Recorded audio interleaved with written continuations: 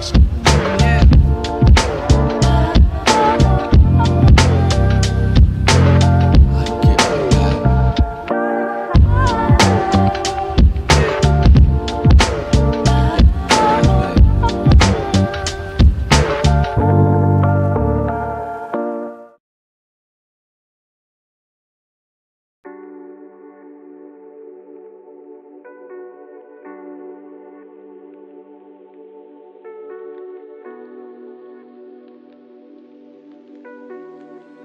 Welcome everybody, welcome, what's going on? Am I using the right microphone? Hang on, test. Welcome everyone, it's Monday. Does that sound better? Yeah, that's better, isn't it? Monday the 28th, what's going on? Chris, welcome, Craig, Lindsay. It's too hot. I hate it. Not 1 minute. The intro. Okay, fair enough. Mohammed, welcome. Monkey, you're right. It's too hot. I don't like it. And when you add waterproofs into the mix as well, the waterproofs make everything 10 times worse because you're just sweating. But we've sort of got to just carry on and wear them as normal.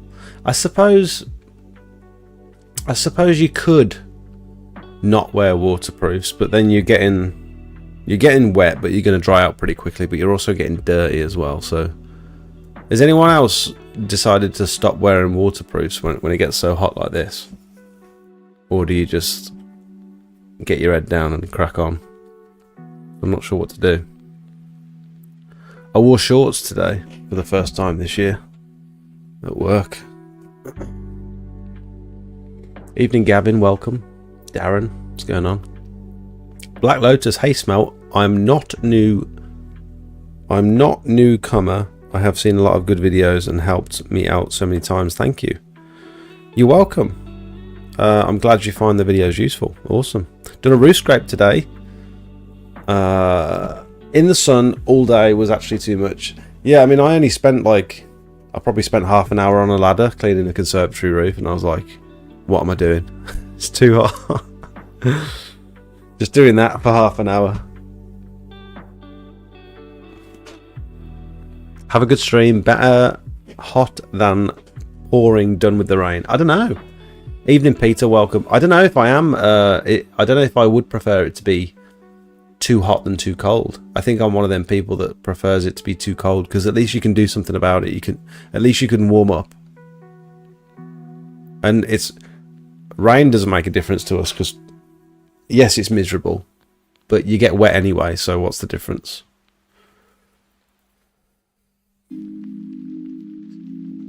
Shorts and wellies for me in hot weather. Oh, okay, fair enough. Yeah, shorts and wellies. Yeah, I suppose I didn't need to wear my waterproofs today as long as I had my wellies on. Speaking of wellies, I'm after some new ones. All the insoles in mine have all come out, and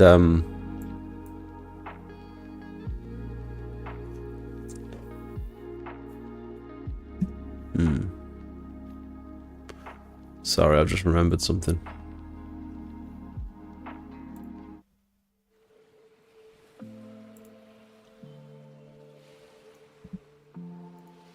Yeah, all the insoles of mine have come out, and also my boots are bust. Jakey's tongue's ripped off his boots as well. Jakey's not a huge fan of his wellies because they're a little bit too heavy. I think we just need we also need new masks, so we're after some of those full face ones from... Let me see if Pure Seal do them. I'm sure I saw them on the Pure Seal website a while back. But I want a full face mask and respirator, because if I'm wearing a respirator, I'm wearing goggles at the same time, so I might as well wear like an all-in-one. Oh, they do a medium or a large. Oh, that confuses things. How do I know what I am? I could do one of these, really. I think Steve got one, and he said it's absolute game changer. Hi, girlie. Don't come on the camera with your pants down. Must be... Hang on. 2 seconds, guys. You get to bed. Look you up. See you in the morning. Oops. We might be in trouble if we didn't drink all of that. And it fell over. Yeah. See you in the morning. I'll take you to school tomorrow, yeah? No. Yeah. No, Mommy's gonna take me to school. No, me? No, you, my mom. See you in a bizzle. Book boots.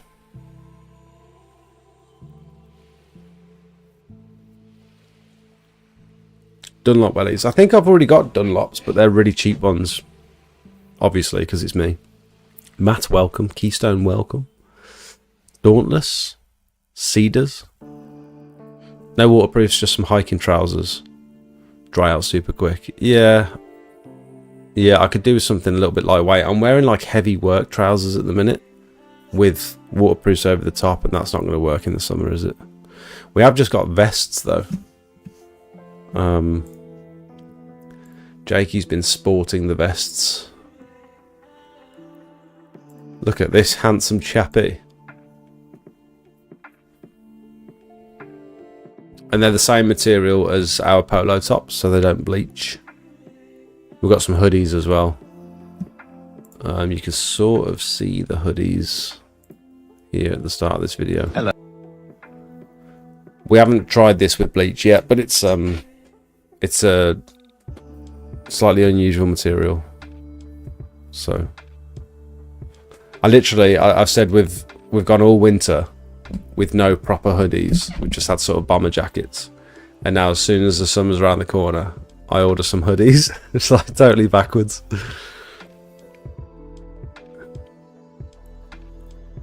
I've been pressure washing a fair bit recently. It's wild to think Semi originated from Sausage Fest. Yeah, mate. You're not in the Discord anymore, are you? But I remember you were getting into it recently. Matt, welcome. I might have a customer that might cancel a job because she's on a meter. Any advice? You can let her know that an average like 15 litre per minute machine probably uses on full blast uses around about 90p worth of water an hour. And that's like hand on the trigger for an hour. So I mean, that was my calculation a couple of years ago, so it's negligible. Knock it off her bill. Just say I'll give you a £5 back. If you know. But which 100%, I love them. Chemicals, etc. Don't touch them. But they can get hot this time of year. I think I looked at some buck boots in Travis Perkins, but they feel super heavy and they've got like big steel toe caps and stuff. I don't think it's necessary for what we do. I don't think I'm not bothered about steel toe caps, you know what I mean? Rigger boots, waterproof and comfy.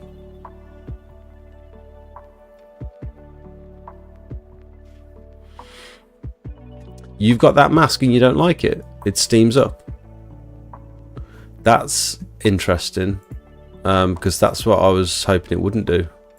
You'd have thought, does it fit properly? You'd have thought it wouldn't. Why would that steam up?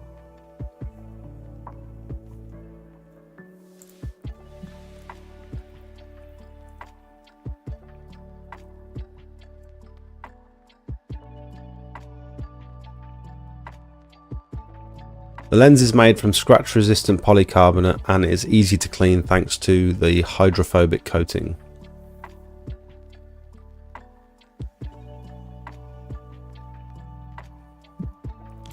What other ones have they got?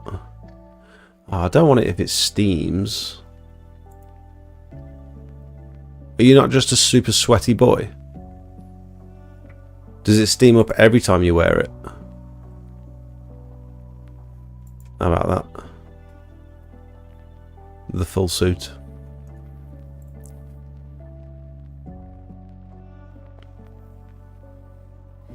Question, my missus wants me to clean the front of our house as it's slowly turning green. Obviously I need a water-fed pole. What kit would you recommend for very occasional use? What do you mean clean the front of your house? Is it like render? If it's are you like a... You're not looking to do this full time. It's just some kit that you're looking to get to do your house every now and again. I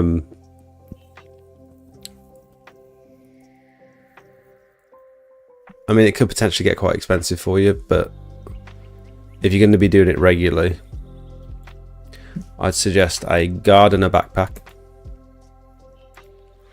Put some biocide in that. Oh, it's out of stock at the minute. You can get cheap backpacks from like eBay and stuff, just like water-fed backpacks. Put some biocide in it and attach it to a cheap water-fed pole.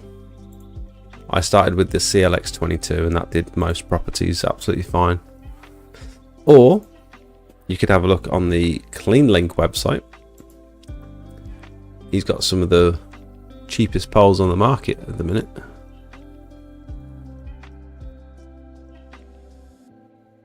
You get an 18 or a 22.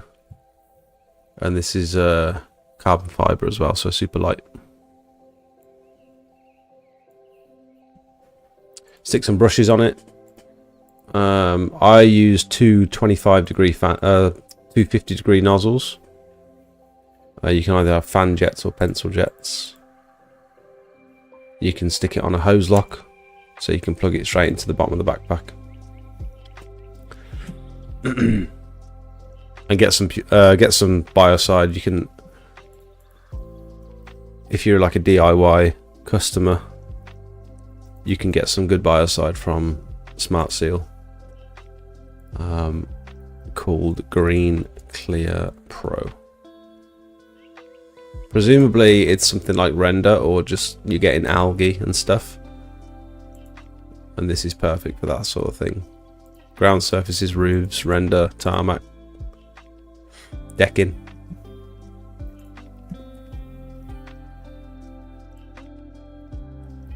Hello John, welcome. Mick, you're right mate. Fishing waders. I do have some fishing waders downstairs, but they're like padded, so they'll probably be even hotter. Problem I find with waterproofs, they wet out. I've spent hundreds on expensive waterproofs and they're all the same. Oh really? That's disappointing.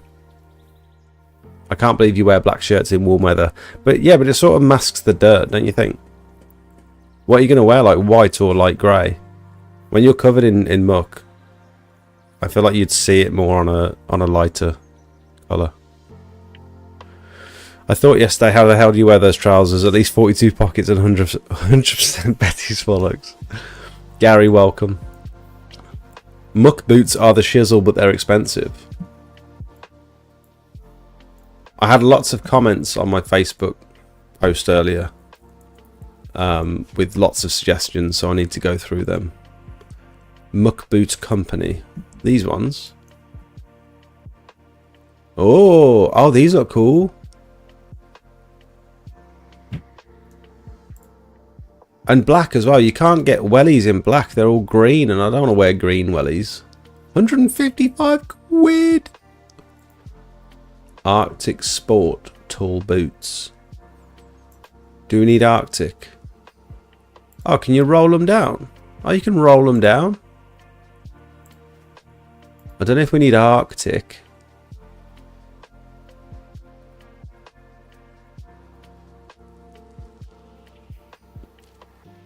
Muckmaster.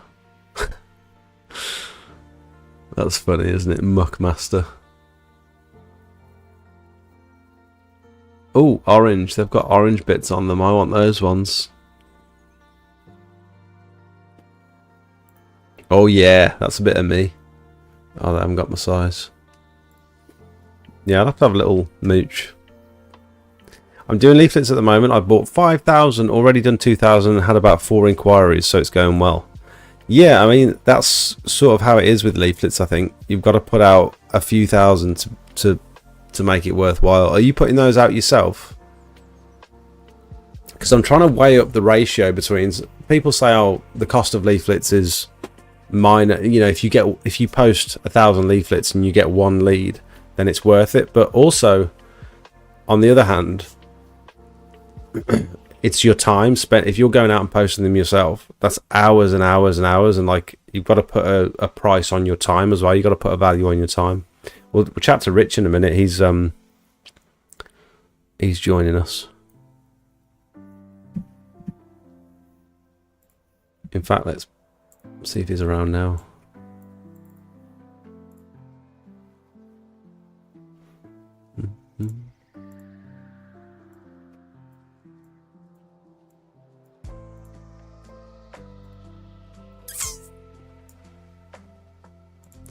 Hello, matey peeps. Yo, yo, yo. How we doing? I'm alright. There he is. Right, I'm going to mute you on. I've got you on the computer, and then I've just got you hooked up to my phone. So I'll just put it on mute. Can you see me? I can see you. Can you see me? Yeah. Hello, matey. I can't see me. We're just talking about leaflets. Oh, love. Because you're Okay. I've done my fair share of everything. Yeah, you started your business with leaflets, didn't you? I did indeed. First of all, can you hear me okay? I can. There's a little bit of delay, but it should be fine. Should be fine. Okay. No problem. Yeah, I started off with leaflets. I think I ordered. I think it was 1,500 to start with. Delivered orders, but I did land some decent jobs with them. It was worthwhile, like and then now they're returned. The time it took you to post them. Do you think it was worth the cost of the jobs? Yeah, 100%. Yeah, I think it really depends on who you're kind of targeting. I tried to focus because it is time consuming. So I tried to focus on slightly larger jobs. If I was going to land one or get an inquiry from it, it was going to be worth my while. So I think the first one I landed was it was about 500 quid. So about 500 quid, and then she later had the side and rear area done, which was another 350 quid. So straight away from, I think I spent maybe, this is over 12 months ago now, so it's kind of a guesstimation. I think I spent about 70 quid maybe on leaflets. Yeah. But I think that returned maybe, in total, close to, say, £3,000 worth of work. So it was worth my time. Are you meant? I saw Rich on Saturday. You mentioned you're going to try this new strategy. What are you thinking? Yeah, I'm thinking let's give it a go. Be a good tester as well for everyone to see how it goes. Do you want me to explain it, or do you want to? No, you explain it. So the plan is to set some time aside. I haven't worked out exact amount of hours, but I'm thinking just do maybe 2 or 3 hours a day, see how that goes to start with, and just try and, 5 days of the week, I'm just going to try and go out to as many people as I can in similar areas that I've already been working, so I can use the line that I've been doing work in the area, go around with the Mosier, just door knock, say, hi, I hope you don't mind me interrupting. I've been doing some work around the area. I just wanted to see if you'd be interested in a quote for any exterior cleaning, whether it's a driveway, patio, a roof clean, fascia soffits, whatever, just to try and spark that interest and see how many people actually say, yeah, go on then. I think what will massively help is having the Mosier and actually showing them on the app as well, the square meterage. I've obviously got an idea of what I charge per square meter depending on each surface, and so I could literally give them a quote then and there. If they want to book in, I'll get my diary out and just say, well, these are the availability that I've got. When suits you best, and just see how that goes. That's the important bit, isn't it? It's like being able to book them in there and then being able to, like, right, can I take your name, your phone number? Here's the date I've got available. Can I get you booked in? Are you like? Do you think you'd be able to? I'm getting better over the years at just like looking at stuff and saying, yeah, that's going to be 180 quid. That's going to be 250. Like, I'm getting better at that. I never really wanted to do it. I still don't really want to do it, but if I have to just give like a quick and dirty quote, I'm getting better at that. Do you think you could, like, is that the reason you're not taking the, is that the reason you're taking the Moser, because you don't want to get caught out, or just to look more professional? To be honest, I think it's to look more professional. I think when you see a job, you kind of have it in your head, a rough idea on what you would feel comfortable charging for that type of area. I mean, there's been times where I've kind of like not said it to the customer, but guesstimated what I thought the area would be, gone back home, gone onto Google Earth, measured it up, compared the pictures to the area, just to see how close I was. But again, this was last year. So Yeah. I feel like I'm kind of getting used to the areas, but I just think from a professional point of view, especially if you're going to go door knocking, I think it's good to have that fairly expensive piece of kit to actually show them on your phone the area, so they know that, okay, yeah, is legit in terms of the square meterage, so they can clearly see that. And then if you have a pricing structure as well, it's just really streamlined, isn't it? Yeah. The customer, you might do it, and then you might say, "Oh, it's going to be 500 quid," and the customer's like, "Oh no, I can't afford that." Which is then okay. Leave them with a business card if they have any queries or anything in the future. They've met you, they've seen you professional.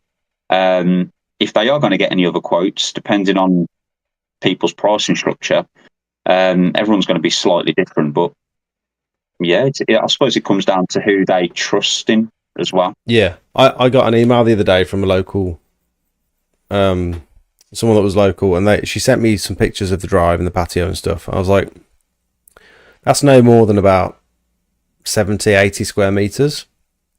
And I was thinking about just guesstimating, because they were good pictures, and I was thinking about just like giving her a rough price. But I thought, no, best check actually. And I went onto Google Earth, because at the minute we're so busy. Like, I've got no time at the minute to like go out and do quotes and stuff, because we're doing like 2 or 3 jobs a day, and generally they're quite big jobs, and it's just me and Jakey, so that's quite a lot for us. It's pretty decent. And then I'm getting home, and I'm not looking at my phone all day, apart from like taking the odd video and uploading it to Facebook and stuff. And then I get home, and then I've got all these messages to respond to, all these emails to get back to, and so that's my evening then. And I've got no time. I've got nowhere in the calendar over the next month where I can go out and like do quotes, which seems wrong. It seems a bit crazy. So I've started doing a lot of remote quoting, and luckily I pulled this lady's address up on Google Earth and had a quick measure, and the image was really good. And I thought it was like 70, 80 square meters. It was 130 square meters. So if I'd have priced it based on what I thought, I'd have missed out on like 50 odd square meters of like, yeah, you know what I mean? And I'd have got there, and I'd have been like, oh, this is taking longer than I expected. And we did the job, and I was like, bloody hell, I'm glad I measured this, because that drive is deceiving. It sort of dipped down towards the road and came into like a triangular shape. And then I looked back, I stepped back, and I thought, they only had 2 cars on it. And I stepped back and I thought, you could probably fit about 8 cars on this drive. And like, I didn't notice that from the picture, because the perspective was weird and stuff. So I think definitely having a pricing structure really helps. And I think if you were to go around with that Moser and map out the drive and say, look, I charge £4, £5 per square meter, whatever it might be, so your drive comes out at this. As I'm here today, like knocking on your door, I appreciate your time and stuff. Happy to offer you a little discount, because I appreciate this was a bit spur of the moment for you, so I can knock it down to this, and then that's sort of the price then. And there probably wouldn't be a huge amount of negotiating, because you've measured it. They can see you're doing it like professionally. I feel like that would be, if someone will give you that time of day. That's the initial thing, isn't it? Is saying, I'm in the area doing work, can I give you a price for your drive? Most of the time, you're going to get no thanks. And you're going to get the door shut in your face. Have you ever done, like, door knocking before? Not really. It was only when I was doing leaflet dropping. So if I was doing, like, a leaflet drop and I saw someone's clearly on their drive, I wouldn't just walk past them and post it. I'd just introduce myself, just say, it's completely up to you. You don't have to have the leaflet. You can if you want, not a problem. But I've basically run an exterior cleaning company, do everything from driveways, patios, decking, fencing, roofs, gutters, you name it, I'll do it. Is there any, can I leave you with this? Just for you to have a look at. If there's something in the future, just give me a call. Some people will say no, and I'll say that's absolutely fine. It just means I haven't wasted a leaflet. Yeah. And that's why I always just kind of give them that option. I mean, it's only going to be like 3 or 4p, but I'd rather just try and speak to them. I did land, I think this was probably my second one that I landed. It was on the same road. It was in Christie's mum and dad's road. And the chap was out there and he was doing, he was picking out all the weeds from his clay block paving. And I've now found out he's 94 years old. Oh, he's an absolute trooper. And he was just there, like manually pulling out these weeds and everything. And I just walked up to him and said, "Oh, you're doing a really good job there, aren't you?" And he was like, "Oh, thank you." And I said, "Well, I just want to give you one of these because I'm actually an exterior cleaner, and I do all block paving, drives and everything, blast all the weed and muck out, do a chemical treatment to try and get best results, and then we come back and do all the resanding." And he said, "Oh, brilliant, give me a quote." So took a few photos. I think he only had a landline, and I like to write the quotes out and send them over via WhatsApp. So I said to him, "I'll pop back later in the day. I'll write it down on just a piece of paper for him," and gave him the quote, and he said, "Yeah, get it booked in." And since then, I've done. So I started off just with the back. He saw how well I'd done with the back, and he said, "Brilliant, I'll have the front done." I remember that one. It wrapped around the conservatory. That's it, yeah. And then since then, I've had a gutter clear from him, fracture sulfate downpipe clean, conservatory clean, biocide treatment. I've got to book him in again next month for another biocide treatment. I've done his neighbour. I've done opposite over the road. And these are like £500 drives. So just from that one leaflet and actually giving it to him in person, saying he's doing a great job, just approaching it really relaxed and everything, it's led to thousands of pounds worth of work, which is like crazy. But I think if you are going to do like door knocking, just approach it, just really chill. You'll get a good vibe on whether they are interested or not. If they're not, saying not a problem at all. Do you want me to leave you with a leaflet? They say no, not a problem at all, and you probably know just to move on. Did you see that video of Kira the other day where that guy collared her outside? She had a baby in one hand, dog in the other hand, and he just wouldn't leave her alone. It's like the total opposite of chill. Don't be that guy. No. Don't be that guy. Okay, I mean, like again, from a sales point of view, he's probably a great salesperson, and if he gets someone who kind of crumbles a bit more under pressure, then he may have got a job. But I mean, I've had sales background. I've worked in sales for like 4 years before this, and I have never been like a pushy person. If someone wants it, brilliant, I'll help you. If you don't, absolutely fine. Like, I don't want to be awkward and push something on someone that doesn't see value with it. Feels gross. It does. It does. So, what do you think will help you then? You say you mentioned to me the other day that you wanted to get your uniform sorted before you did that. Is that just so that is that for the logo, or is that to look more presentable, or a few things? I need a uniform now because work's picking up, and to be honest, I'm just wearing old white shirts that are covered top to bottom. How long have you been going now? You're in like the second year now, aren't you? Or is it approaching? Yes. Yeah, so it jumped on a couple of jobs with you March last year, and then I started off myself. I think it was about the 17th of April, so literally 12 months. But I've been wearing the same stuff since then, so I need to get my uniform anyway, and I think it'll look more professional. It's just time that I invest in uniform. Yeah. I think a nice, well presented uniform, Moser in hand, your attitude, because obviously you get some people knock at your door and you just think, no mate. But you're nice and friendly. I feel weird about knocking on people's doors. let me do a little. I'm going to do a little poll in the chat and see how many people would be comfortable knocking on doors. Can you see the chat? Yeah, I can. It's just slightly delayed. I'm just drinking a drink now. Now it's down. About 10 seconds behind. You.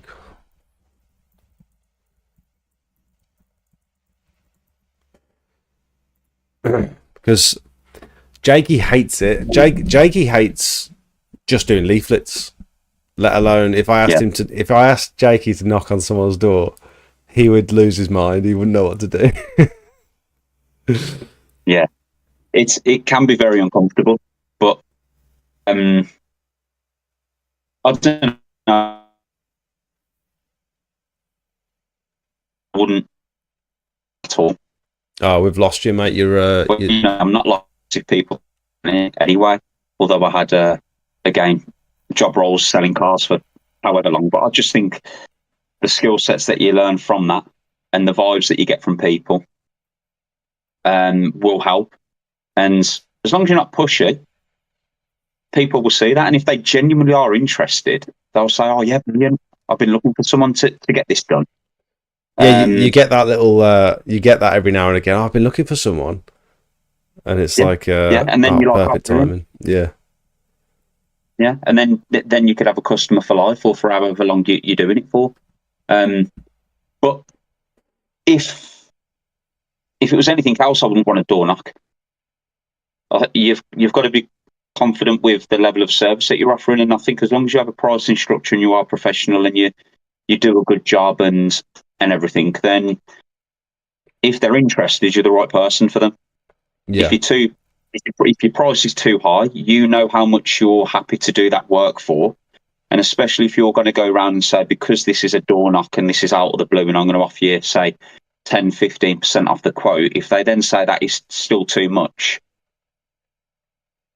yeah, I would walk away with it, and that's going to help you kind of stick to your guns when you're speaking to them, because I can imagine as well, if you go and quote a £500 job, knock it down to say 420, and then they say I'll do it for 300, you need to make that decision on the spot whether it's worth your time or not.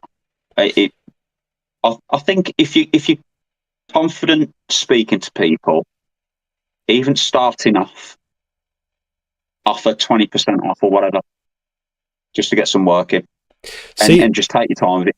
Do a good job. Cedars says, have an empty box on your leaflet and pop the price in the box and a job title. Hand it to them when talking, or post it. Already priced and can do at least 200 to 300 a day, all priced and quoted. Yeah, so this was something I was playing with. The first leaflet I made, but it was paper. I'd literally designed this leaflet, printed them on my printer at home on paper, and I left a box free that said you could handwrite driveway pressure wash and resand, and then I'd put like 180 quid, 200 quid, whatever, and then I'd post that through their door, and that will train you to get super quick at just pricing stuff like rapidly. Quickly look at the drainage, quickly like guesstimate the area, and that's going to take me a couple of hours. Like I'll 200 quid on that one. And then I think my leaflets were so crap that I just and I didn't stick at it for long enough that it didn't amount to anything. But also, yeah, that's the other thing is being consistent. And I've just read Devon's comment. He said I've dropped about 1,500 so far. Unfortunately, no takers yet. I don't knock doors as there's loads of no cold caller zones near me in Hampshire. There's no cold caller zones. I've never heard of that. Well, you know what? That's another thing you could probably say. If you walk up to the door and it says no sales, just walk away or drop a leaflet for it. Because to be honest, even when I see junk mail, I look at my leaflet and I'm like, well, I don't think it's junk. So do I put it in or not? Sometimes I do. Sometimes I just walk away. I look at the drive and think, yeah, leave it. That's a good point. I don't think it's junk. Yeah, it could be value to them. They could be thinking, why have I not got an exterior cleaner? Yeah. Why is this not happening? It's because you've got a no junk mail sign. Yeah, that's true. And I think that's a good idea with the leaflets as well. Keeping an empty box. I never even thought about that. So yeah, that's a really good idea. But it does mean And then- designing another leaflet. Yeah. But I think that's a good idea though. If you get used to kind of guesstimating the sizes, I think it's worth doing. That only takes one person to give you a call. They already know the price. You know you can do the work. You know, obviously, once you've found out the address again, how to tackle it. But I think that's a very good idea. And you wouldn't even need to keep track of the pricing either. I was thinking, how's that going to work when they get back in touch with you? They could just make up the price that you gave them. But if you just put a stipulation at the bottom of the leaflet, keep this leaflet and give it to me when we do the job, and then I'll know how much to charge you. Yeah. And then you see tip X all over it. Yeah. And then it's dropped down from 300 to 50 quid. Yeah. Oh, yeah. The Moser that you recommend, do you recommend the 1 or the 2? I don't think they sell the Moser 1 anymore. I'd recommend the 2. I don't think we need the 2 Pro in our industry. I don't think we'd use any of the Pro features.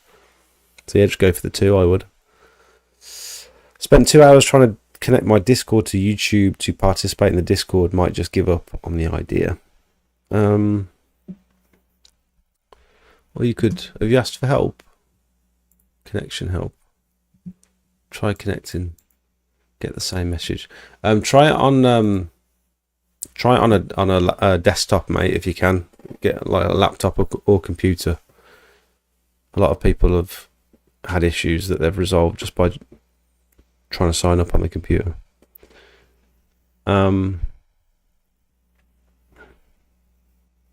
What's a better purchase, buffer tank in your van or a Bowser tank wheelie bin? What do you think of your setup at the minute? Because you've got your 15 litre per minute machine on wheels, so it's still on its frame, but you've got a static buffer tank behind the bulkhead. And I suppose that could be... You can't really use that outside the van, can you? Because you haven't got another buffer tank. No, I just run everything from the van, to be honest. I'm in need of sorting the van out. I do need to rearrange it and everything.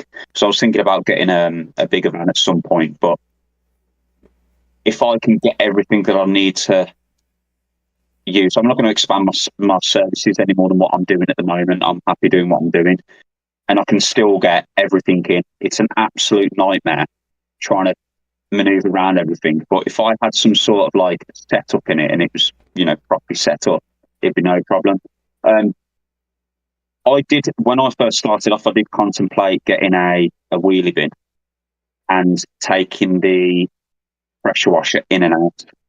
I was going to get some like little ramps, wheel it down. As you probably know, I haven't got the strongest of lower backs, so I thought, let's try not to do my back in every time I do a pressure washing job. So I've just decided to keep it all in. I think it works fine. I couldn't think of anything worse than taking the van in, taking the pressure washer in and out at the end of every job. It'd kill me. Just such reeling the hosing. Yeah, reeling the hosing hard enough. Yeah. To then, well, you and Jake, you had you've obviously got the 2 machines. You had some time where you were taking the machine out, didn't you? But now I'm right in thinking you just run everything through the van unless you absolutely need to. Well, I think we've only taken it out on like 2 or 3 jobs since we've had it.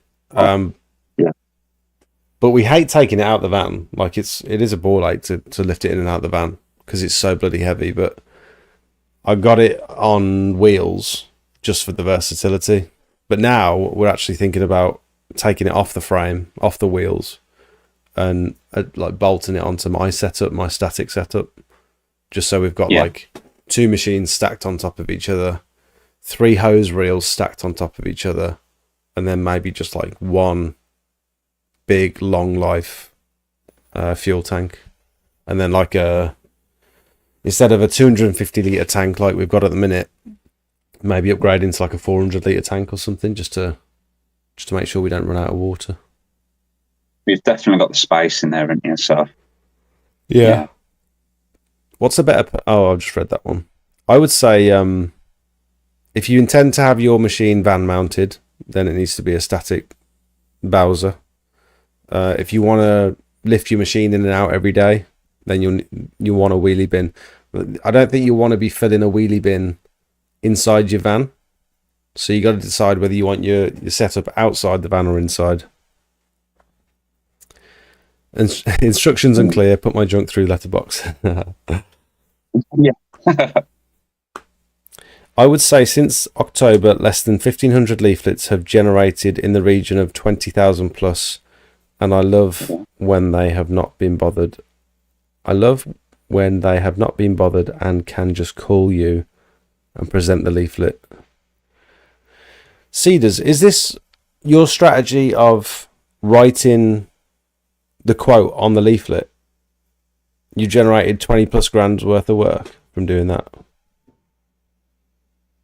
So, you know what? It saves so much time for the customer wondering, it's going to be too much. If they get the leaflet and they see it's all through there, they can clearly see you're legit. You've got your social media. If you've got a website, brilliant as well, and they can see you're a professional setup.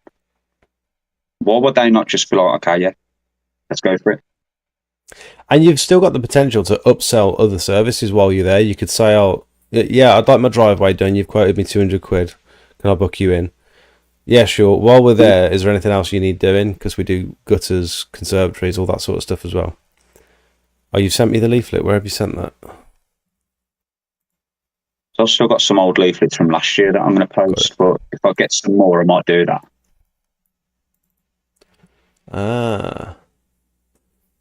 Jet wash services covering all aspects of external cleaning. Here's your fixed price quote for your property.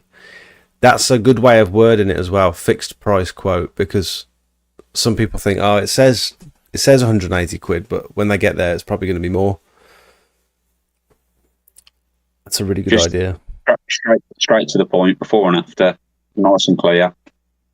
I love that. They're going to see it. Yeah, I really like that. I think it's a really good idea, actually.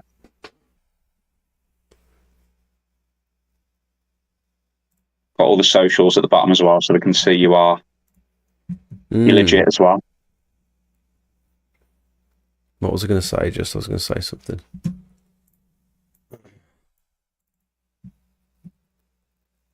£20 plus worth of work. Yeah, as long as they know that's a set price as well, that's such a good idea. Anyone here from around London, what do you guys charge per square metre with chemicals? I'm at £5 per square metre, but it's quite a large job. I'll lower it, maybe £3. What are you at per square metre now? Have you done any adjustment to your pricing or not? The only thing I've upped slightly is like a tarmac or like a slabbed area or something like that. Block paving, I'm at around £4.50. The other surfaces, I was quoting around £3 a square metre, but I've upped that to £3.50. And that seems to be no problem. But to be honest, I'd say the majority of the work that I tend to land is block paving driveways. Block pave, just 2 visits, restand. So, because I know you were on about potentially adjusting yours, weren't you? So you were at £4.50. I was at 4. I'm going up to £4.50 now because I've realised some of the jobs we're doing is like they're, I don't know. I'm redoing my whole pricing structure this year, I think, because I think I'm too cheap. Too cheap for the quality of work, mate. Well, I'm getting too many yeses, and that seems strange when you get too many people accepting your price without batting an eyelid. It's like, yeah, I probably need to increase my price. Yeah. No, it makes sense. I've been increasing the sealers and the repointed and stuff, but I've not been increasing like the basic services. Yeah. You know what I am going to start increasing? Fascia soffits, cleaning, and conservatory cleaning. You mean the horrible work? Mate, it takes... I'll say to Christy, I'll be back in a couple of hours. I'll be on this for a couple of hours. I'm not joking. 4 hours later, I'm still like breaking my back, constantly just looking up. Like, Yeah. it's satisfying work because customers love to see it. But when you consider, like, let's say a conservatory clean. I mean, I've done one today, and it was bigger than what I thought. Again, I've quoted it remotely. 150 quid. In my opinion, done a very good job on it, so I'm happy. Customers really happy, which is the main thing. But I think that took me about 3.5 hours. I was on it, 3.5 hours, and pressure washing, you probably get that done in like an hour and a half. And I prefer pressure washing; it's just less strenuous. Yeah. But I mean, it's one of them things where, you know, expanding services, you are going to get work like that. But if I didn't have that, then I'd be missing out on a fair amount of cash. I had this dilemma the other day. It's like once you start offering a service, and then you get, like, we're at the point now where I don't really want that work. I don't want the fascias and soffits and stuff. But people get in contact because I either did it last year for them and they want me to come and do it again, or they're a new customer that's in a Facebook post or something from a while back and they're like, can you do mine? And I can't just say no, or I can't just say I don't offer it anymore because I'm an exterior cleaner, and probably in the winter I'll be offering it again because other stuff will start to dry up, and so it's a dilemma. I don't know what to do. It's one of them though where it could lead to more work though. Yeah. Because like the one I've done today, you know, you do a very good job on it. You take your time on it. You spend the amount of time, and she's got maybe I don't know, 65, 70 square meter drive that does genuinely need doing. So I'm just going to follow up on her, make sure she's happy, and just say, do you need anything else done? So it may not lead to something, but you know, it's one of them things. What you could do. I tend to be more direct with that sort of stuff and just say, once we've done the gutters or whatever, just say like, I can do your drive for 150 quid if you want me to, and just like give them the price there and then. And that's sometimes like a really good way of just getting a quick yes or no rather than going through the process.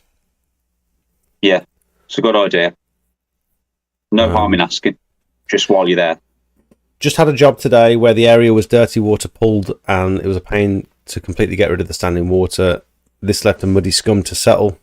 How do you get rid of that last bit? Yeah, so that dusty water that you get when you got like poor drainage, and that will dry like dirty. We tend to either hit it with the leaf blower, or one of us rinsing while the other one's like brushing the water away, like with the broom brushing the water away. It's difficult when you're on your own because you haven't got two sets of hands. I think the times I've done it, I've literally tried to get the broom on it, give it a good brush. Like if you come back to resand it or whatever in a couple of days and you notice an area, give it a good brush, leaf blow. Obviously, if you're there resanding, you ain't going to really want to wet it again.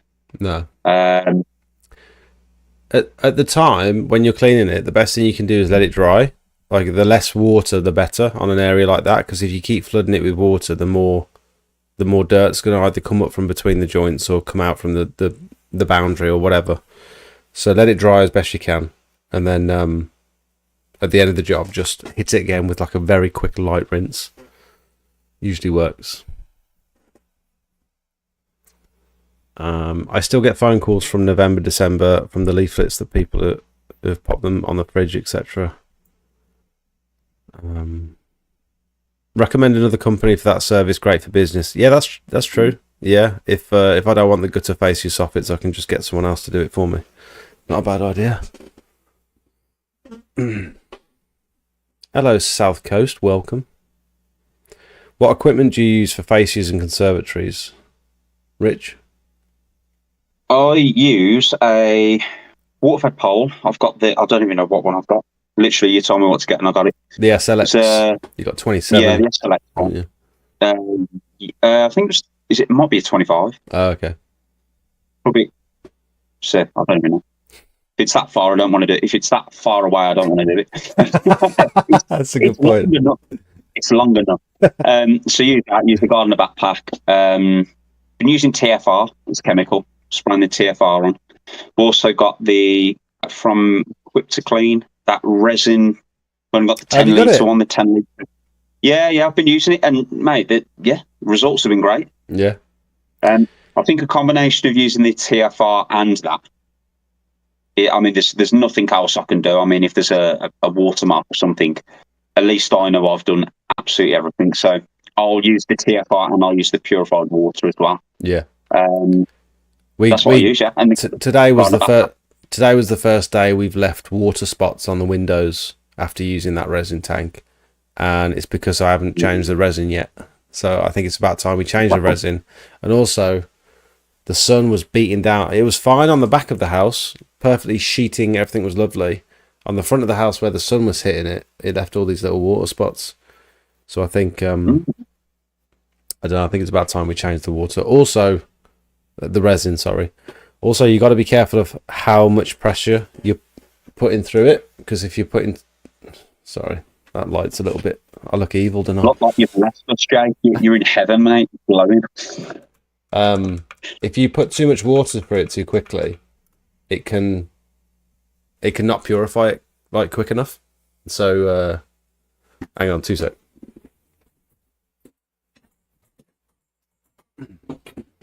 That's better. It recommends about 4 litres per minute, and to know that, you need to have one of those flow meters on the customer's tap. That's very low, isn't it? Really? Yeah. I think you've when you had your one, I remember you showing 30 litres a minute on full battery. Yeah, that's crazy, that one. But yeah, you've got to turn the customer's tap right down, because else it's going too fast for it to or too much water's going through for it to purify quick enough. Let me pull it up so people know what we're talking about. These resin tanks are great. I'll tell you what, while you're pulling that up, any changes that I can make to my, like the couplings that the hoses connect to. You are? I'm sorry guys, I'm really bad with the professional terminology and everything. Just your hose, you connect it to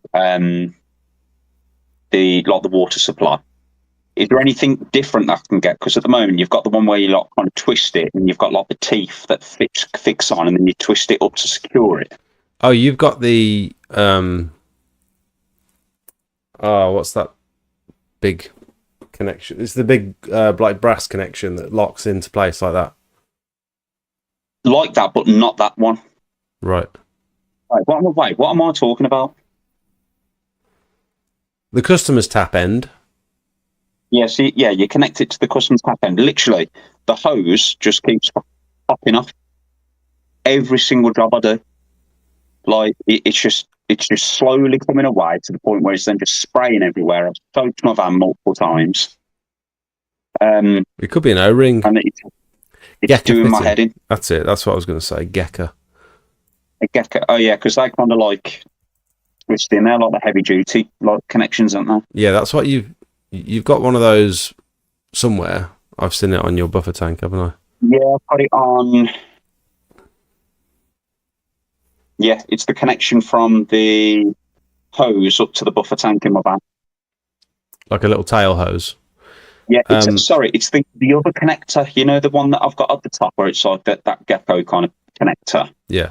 The one that goes down to where the water's feeding through to it. The little clip on, the little quick release kind of clips. So that one is they just keep coming out and spraying everyone, soaking them. Is it one of these? Just a 3/4 inch brass? One of these ones? Yeah. Oh, look, I think it's like that. So that's probably the O-ring on the other side. So on the male part, it's probably a worn O-ring on that bit. Right. These brass fittings are normally fine. It's probably the other end. But yeah, this bit. I'm well behind you on the Not to on worry. here. I've just seen the gecko one. Is it the gecko? Oh, there you go. I've just refreshed it, and then you popped on. Yeah. Yeah. Probably the little O-ring on there. But also, No. So wait there. Are you still on that? Are you still on the 3/4 brush QR? yeah. So the second image at the top with the little blue kind of like teeth. Yeah. Oh, it's the teethy bit that's popping off. I know what you mean. That's the one. Yeah. What is that called? I need to know the professional terminology for that. Just 3/4 inch. Yeah. Female. Yeah. So probably what that'll be. You're still using that cheap tool station hose, aren't you? No, I've got Or is it a thick boy I've got one? like a 3/4 inch massive bloody green one. Oh, okay. Oh, yeah. It's about 70 quid. Yeah, I remember. Pretty cool. I'm having exactly the same issue with those brass fittings, and Right. I think I want to get some of the ones from AC pressure washers. Yeah, because I definitely need to replace them because I'm not. It's every job I do. Every job. As soon as the buffer tank fills up and there's some pressure in there, it just slowly starts popping away. And then before I know it, I go and check on my van, and it's flooded. Yeah. I want to get some of these big beefy ones, not the hose joiner. They're the big orange ones. They had them at the cleaning expo, and I can't remember. I don't know what they were called. You just want them because they're orange. Yeah, Sold. might have been this. Yeah, I think it was one of these. I'm gonna swap my brass ones for one of these. I think it's just because it's brass. I can't do it up tight enough. Maybe because it just starts slipping. I don't know. I feel like I get it as tight as I possibly can, and just there's no way I can go any tighter. Yeah. Are they just plastic? Are they? Yeah, I think I prefer the No, plastic plastic ones. What chemicals did you say, mate? TFR and just pure water. TFR from the Gardener backpack, and then pure water. Best degreaser for block paint. Don't leave it on. Don't leave it on for the TFR. Yeah, this weather it'll dry so quickly, and then you've got to reapply the TFR to get the residue from the old TFR off. Best degreaser for block paving and concrete. You could use the no nonsense.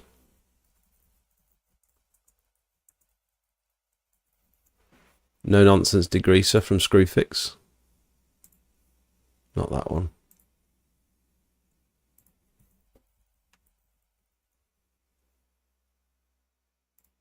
£12. Heavy duty degreaser. Couple of applications. Keep reapplying it. The oil stain will probably still look. It'll probably look great while it's wet, but then when it dries out, you'll probably still see it. So keep applying it until apply it, brush it in, and as soon as the foam starts to become clear, like white, it's probably working. If it's still brown when you're brushing it in, there's still oil. And then if that doesn't work, you could try some oil clear, which is like a super concentrated, a little bit more expensive because it only comes in these little 1 litres. But this is good at getting rid of like ghosting and stuff. But I think you've got to put it on dry. So you'd have to come back the next day maybe and put it on dry. I've got some of that, but I've not actually used it yet. I've not had to use it. I've used it twice, and to be honest, I didn't get great results with it. But it says you can leave it on for like 24 hours. But I only left it on for about half an hour, and then pressure washed it off, and the stain was still there. So, don't know. Is that the same with the Screwfix one? You can leave it on longer, or do they recommend just scrub it and rinse? I don't know about that. I think you've got to leave that one. I think you've got to keep that one wet. So if it does start to evaporate and dry out, just reapply it and keep it active. But also, steam helps with You can't really give any sort of guarantees when it comes to oil stains, but steam definitely helps. What is ghosting? You know, when you've cleaned like an oil stain and it looks brilliant, and then the next day you come back and it's dry, and there's still like a hazy, you can still see that there's an oil stain there, but it's just a lot better than it was. That's ghosting. What are you laughing at? Just they said, you know, you've cleaned it and it looks brilliant, and then you come back then.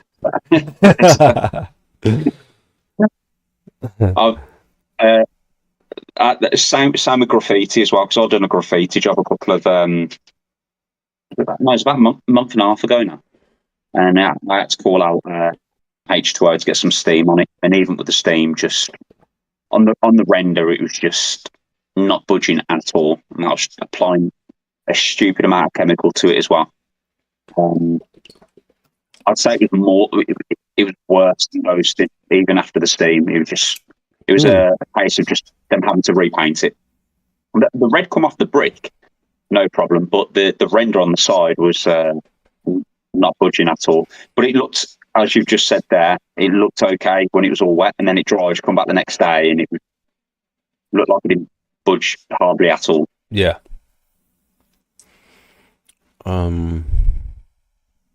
Change the quick connector, it might be that.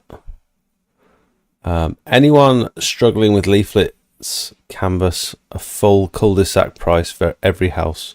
Hang on.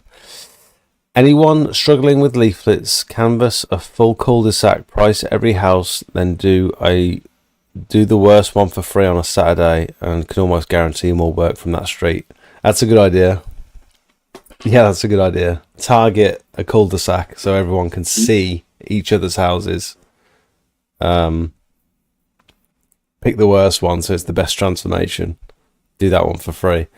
That's a great little tactic, that is.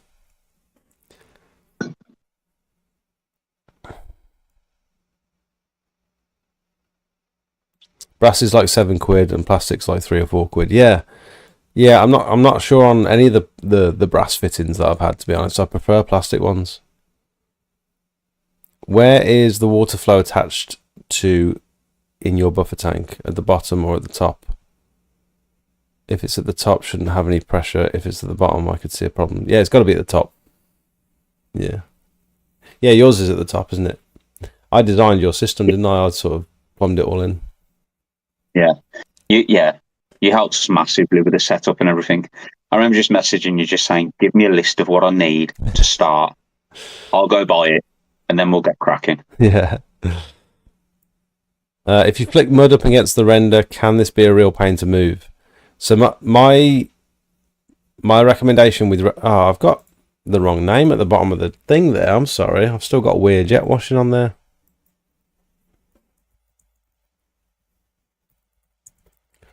Let me change that. What's your colour? What's your business colour? It's gold, isn't it? Last someone coming on here. Shopping service. Gold. / yellow / yeah. So we had a customer that was really concerned about his render recently. We did his tarmac driveway, and he said, I've just had the house rendered. Can you get like some sheeting and like sheet everything up? And I was like, nah, it's like more effort than I want to put in. Like, for the price that I've given you, it's more effort than I want to put in. I know that sounds weird to some people, but bear with me. If you pre-wet that render and keep it wet throughout the process, you're not going to get any of that mud that splashes on there. It's not going to absorb in. It's not going to dry on. If you start cleaning the drive, get loads of dirt up the render, and then give it a light rinse off, you're still going to have like dirt marks all over it. So the key is to pre-wet it, like soak it before you start. And anytime you see every 10 minutes, just check the render and just give it a light rinse, and you won't stain it. That's my best advice. I'll second that. Just stay away from my areas now. I've given you the tips. Yeah. Where are you based? In theory, it's a faulty or used connector. I have had this before with plastic ones, but always use brass ones now. They don't come off. Yeah, I don't know. I've because I've had the same problem as Rich. Stuff just pop. The hose finds its way out of that little claw connection and just pops out. And it's quite often it's when it's on a bend as well. If I'm plugged in and then the hose sags like that and it's at like a 90-degree bend, the hose will just work its way out of the fitting, and then the connection is still on the thing, but the hose has popped out. Always, every time I set up, I try and keep it as straight as I can, but obviously naturally it's going to eventually kind of bend over. But yeah.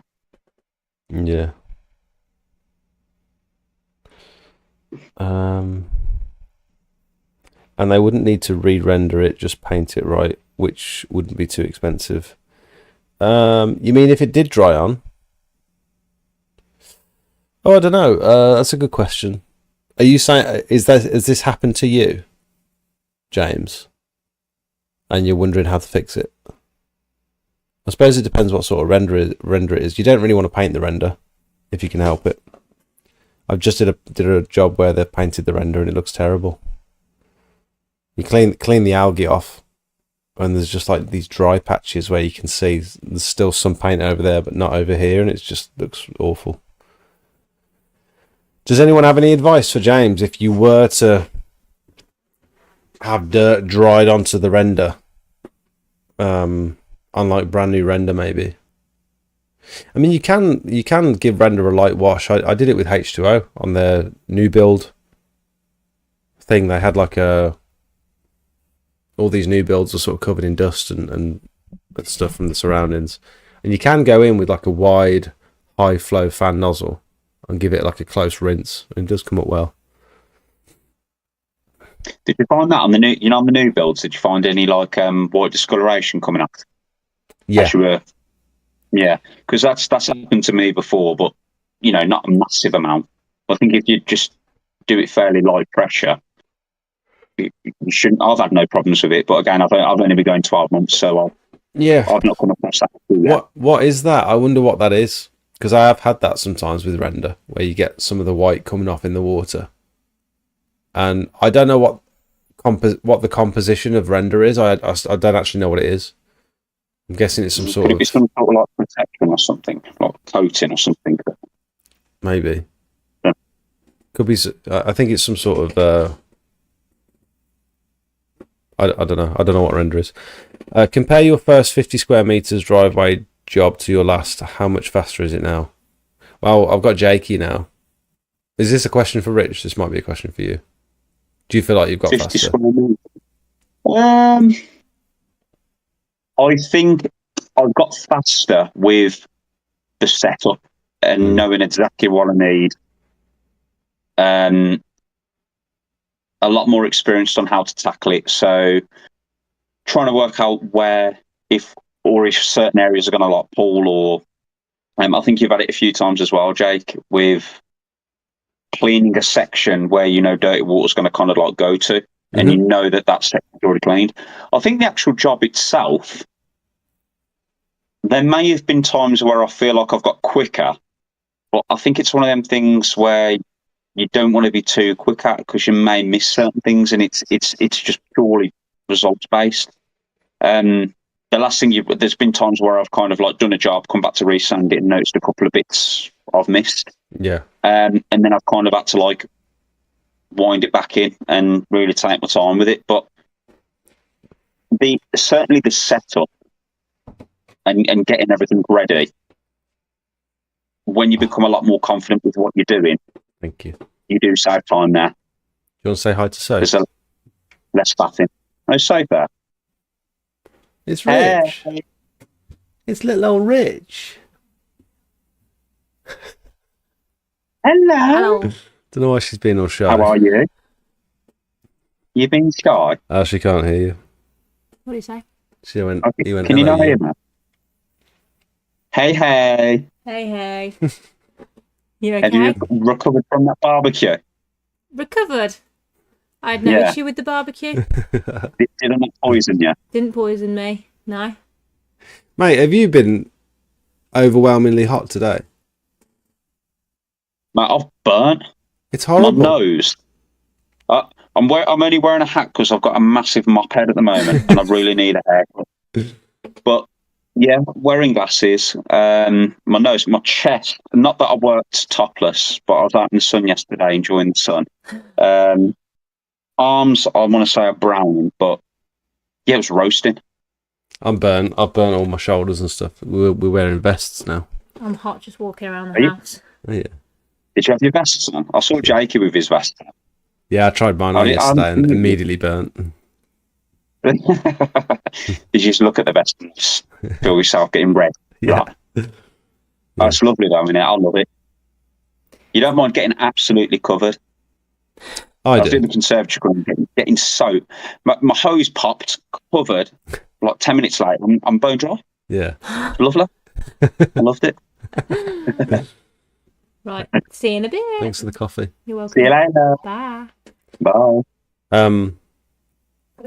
Yeah, when it comes to like a 50 square meter driveway, it's hard to say because every single driveway is totally different, and it's like you say, the things like setting up's going to help you, water pressure is going to help you, knowing where the water's going to go.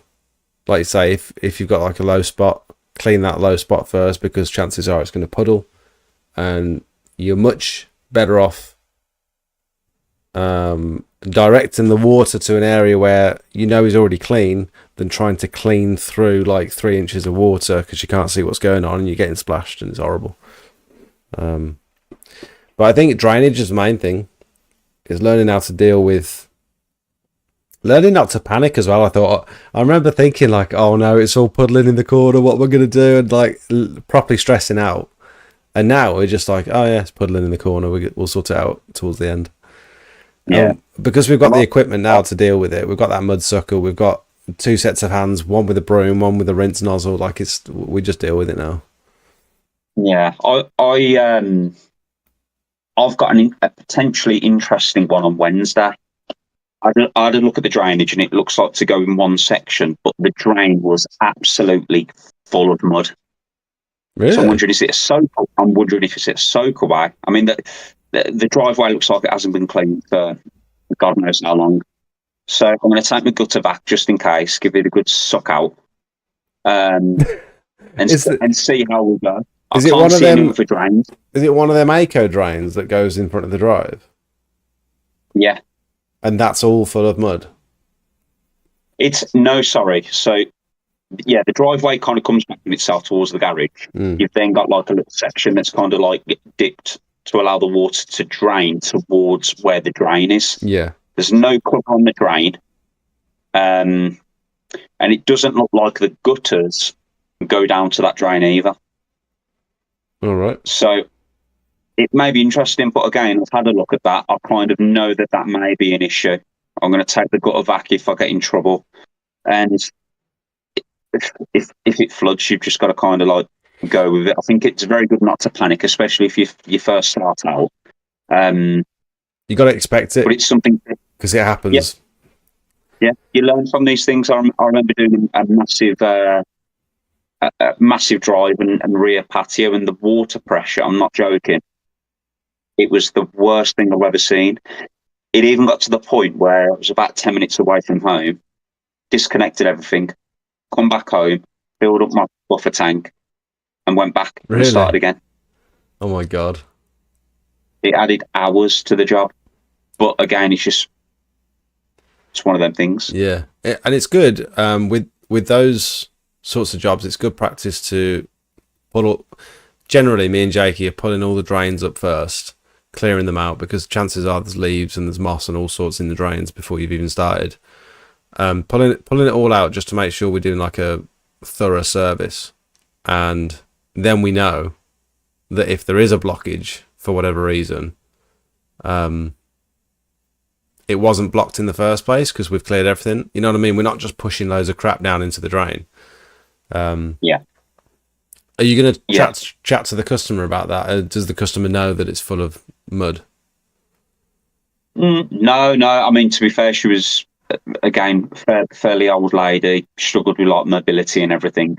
She literally sat on the bench outside the front while I had a look around and took some pictures and everything. Yeah, it might be worth mentioning just so that stuff like that. I always think I'm going to let the customer know beforehand, just in case they think I've blocked it. So if there is a problem, at least I'm fixing the problem for them. And if it goes wrong and it floods, at least I didn't cause the problem because I let them know about it beforehand. Yeah. One question I do ask them, I say, I'll double check to make sure that it's a drain, or so she said it's a drain. So I was like, okay, no problem. I then checked it and saw it was all full. And then I said, have you noticed during like heavy rainfall or anything, have you noticed any puddling around the drive or any areas that don't drain very well? They'll be honest with you. They'll say, yeah, it puddles in certain spots, but nothing to the point where it's concerning. But obviously, you're going to be throwing a lot more water down than, just a rainfall. So it might be quite good as well to try and keep your eye on where the water's going, depending where you start on the drive as well. If you first start out, just so you don't get halfway through the drive, then turn around and think, the rest of the drive's going to be. Just try and be a bit more mindful with it, because that and water pressure is going to be the main things that are time consuming and that will delay the job. Yeah, and that's something that you can't really figure out if you're doing those quick and dirty quotes with those leaflets, just posting them through people's doors. You haven't been able to check the water pressure, and you might get a rough idea of what the drainage situation is going to be like, but you might get caught out at the same time. That's why I'd advise everyone who's starting out and who's quiet to visit every quote in person. Like, I'm remotely quoting because I'm sort of being forced to at the minute. I could do with keeping like a day free every week to just go out and schedule all my quotes. But quoting in person, you're gonna be able to turn the tap on and test that water pressure. And we looked at one of those pressure meters the other day on stream, because you can get like a water pressure meter. Water pressure, what's it called? Gauge. How do you spell gauge? What's it called, Rich? One of them plug-in. No. It's not a pressure. It's not pressure. Flow. It's flow. Flow. Yeah.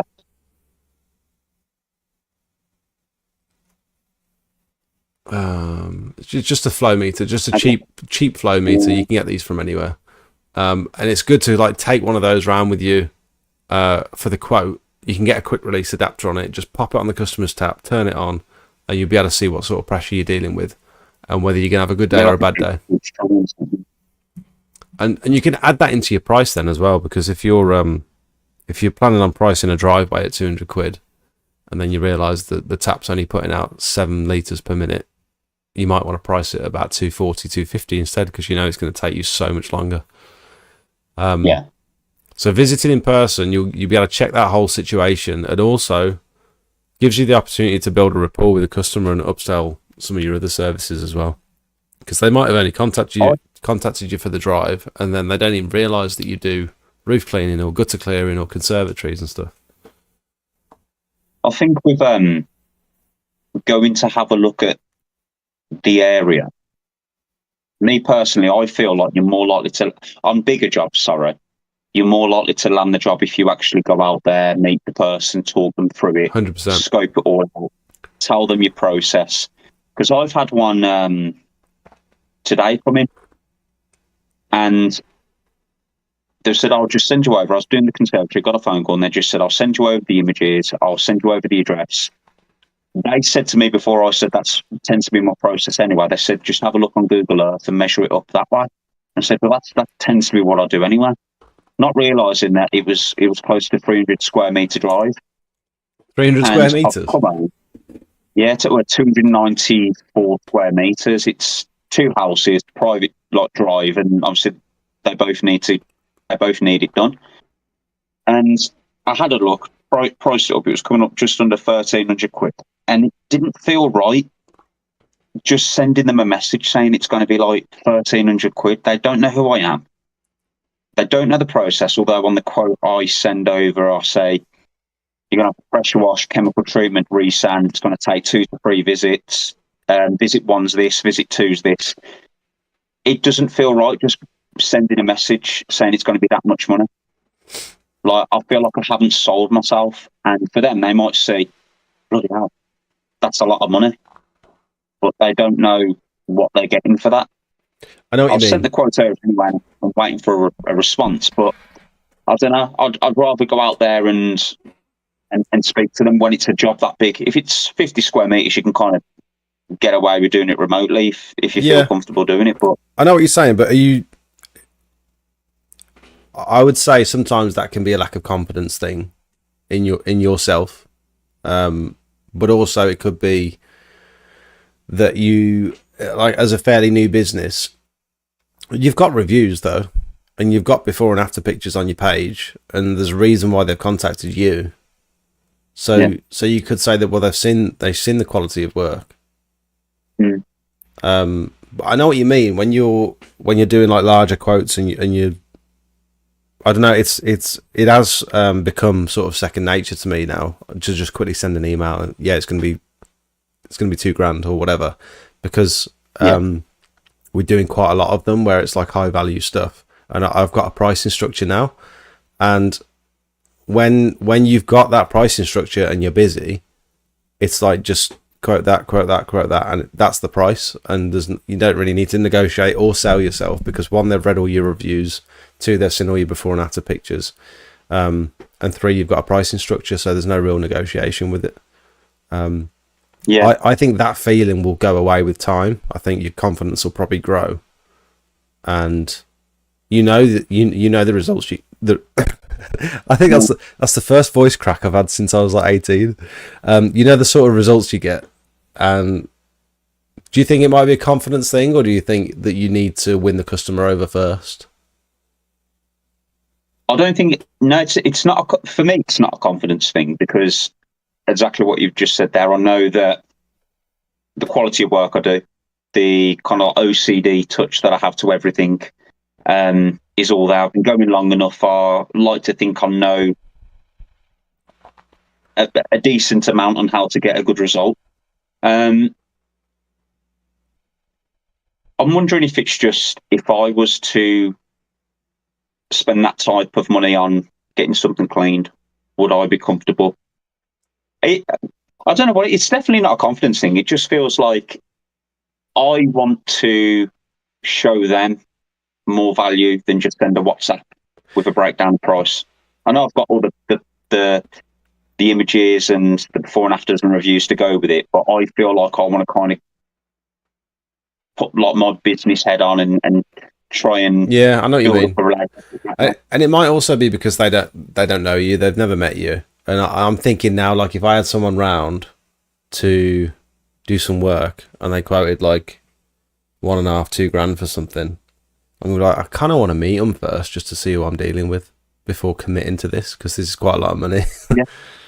Yeah. Because I only had like a 2-minute conversation with them on the phone. I mean, whenever I answer the phone, I try and be quite bubbly and, give off energy and good vibes that way. But I think it's different, because you could just go around there, you see he's got a BMW on the drive. Oh, where'd you get your BMW from? Somewhere. I used to work over in Albury and Birmingham, and then you just get a conversation going, you get to know each other.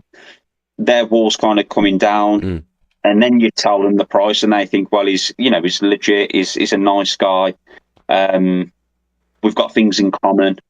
Yeah, you're more likely to go with someone than someone who's maybe 200 quid cheaper. Do you know what I mean? That was like part of one of my first videos that I posted. Was like, find something that you're genuinely interested in on their property and zone in on that and ask them about it, because it can make all the difference with how the conversation is. Sometimes it can feel like really weird and sterile, and like they're giving off weird vibes, and it's hard to have a conversation with them. But as soon as you mention, oh, you've got fish, oh, I'd love to have a pond in my garden, immediately they relax, and immediately they start talking about their fish that they've spent thousands of pounds on and they love them. And you can do that with anything. You can do that with a big garage, like you've had to go through a big garage. Oh, I'd love a big garage like this, or like a car on the drive or something that you think's cool. Like, it's so easy just to spot something that And you can't be fake about it. You've got to be genuine, because if you're pretending to be interested in something you're not, it comes across very quickly. Yeah. But that goes a long way. That's just not what I deal with on like bigger jobs anyway. But I mean, I'll always follow up with them. Like if I don't hear anything back from maybe a couple of days, I'll just touch base. Maybe even just say, like, if it makes you feel more comfortable, I'm happy to come round and, you know, have a look at the job, which I said anyway. I said I'd be happy to come over and have a look. Yeah. But if you're, but it depends on that kind of person. They might be, you know, very limited on time, want to get the job done. You send the quote, they go, yeah, not a problem. Can you come next week? You know, everyone's different. Chances are, if he's already given you that information, he's already come to you with an address, and he's told you, he's sent you pictures, and he said just have a quick look on Google Earth and measure it up. Sounds quite keen. Sounds like, yeah, just sort of get it done. Yeah. So. And he's got a nice BMW on the drive. There you go. But I couldn't talk to him about that. How are you for time? Do you want to shoot off? You said. Yeah, mate. I'm not going to lie. I'll probably be in bed in the next half hour. So yeah, I'll probably call it a night. Okay, mate. I'm an old boy now. Thanks for popping on. So, when are you starting this round of leaflets? Door knocking. Probably when I get back from Budapest. I'm going to go on a stag do next week, back end of next week. Is it next week? Yeah, back end of next week. So that gives me time to get the uniform ordered, sent over the logo and everything now. So that should get time for that. And then, yeah, probably hit it from, let's have a little look at the diary. Grab the Mosier and get round and have a little... It'd be a good experiment. You'd have to... if you could do some like proper analytics, that would be cool as like data for the stream. Literally go around with a pad, and you know the little lines you can do 1 2 3 4 5 1 2 3 4 5. Just do how many houses you visited versus how many people gave you the time of day that you actually had the opportunity to quote for versus how many you've won. Those three stats might be super useful. How many houses I've knocked, how many have allowed me to quote, and then how many I've won. Yeah, I'm happy to do that because I think it'll be interesting, especially for guys who are thinking about getting a Mosier or going about that kind of tactic of trying to bring in new custom when they get a bit quiet. Yeah, definitely. I think it'd be good to get numbers on it. I'd like to know because if we have a quiet winter, I'd like to know if going around actually physically door knocking converts well. Also, mate, thank you so much. I'm happy. Yeah, not a problem. Thanks for everyone. Yeah, sorry, I'm a bit slow on the chat. No, doing this like. Someone said, "Cheers, Rich." Cheers. Was it XTX Limited? That's Daz. Yeah, that's Daz. Not a problem. I'll speak to you soon, mate. Yeah, nice one. No, I appreciate it, buddy. Goodbye. See you later, buddy. Bye, guys. That was nice, wasn't it? I am just going to go for a wee, and then we'll get into some... Should we do like a Q&A, I suppose, if anyone wants some of their questions answering? But I'm desperate for a wee, so I'll be back in a second. Now, these videos take a lot of time and effort to film and edit, on top of trying to run a successful pressure washing business. If you find any of the information in my videos useful, then I'd like for you to consider becoming a paid member of the channel. Circle members and above will get access to my private Discord for members only, where you can pretty much get a hold of me 24 hours a day for inspiration, technical help, marketing advice, or just a general chat. I post pictures and videos that you won't see on any of my other socials. You'll be the first to hear about giveaways, special offers and announcements, and it's just generally a nice place full of like-minded people who are all heading towards similar goals. We've got various different experience levels. We've got a few professionals in the chat as well. If you want to push your business, in my opinion, this is the place to be. We also have two other membership tiers. One is just to show a bit of support for the channel, and the other one is for boosted members, which will not only give you access to the private Discord, but also loads of high quality promotional images for you to start your business. I know what it's like when you're ready to get going, but you don't have any before and after pictures to put on your leaflets. At the moment, there's about 150 images that you can use for pretty much whatever you like, and my intention is to constantly update these over the next few years with all of my before and afters that have helped promote my business. last thing before I let you go, new videos come out every Monday night at 5:30, and then I go live at 7:30 to chat to you guys and answer as many questions as possible. We do live quotes for real customers and just generally keep up to date with everything going on in the pressure washing world. Thanks for watching, back to the video. Has anyone seen this? The rainfall radar. I came across this the other day and I think it's amazing. I hadn't heard of it before.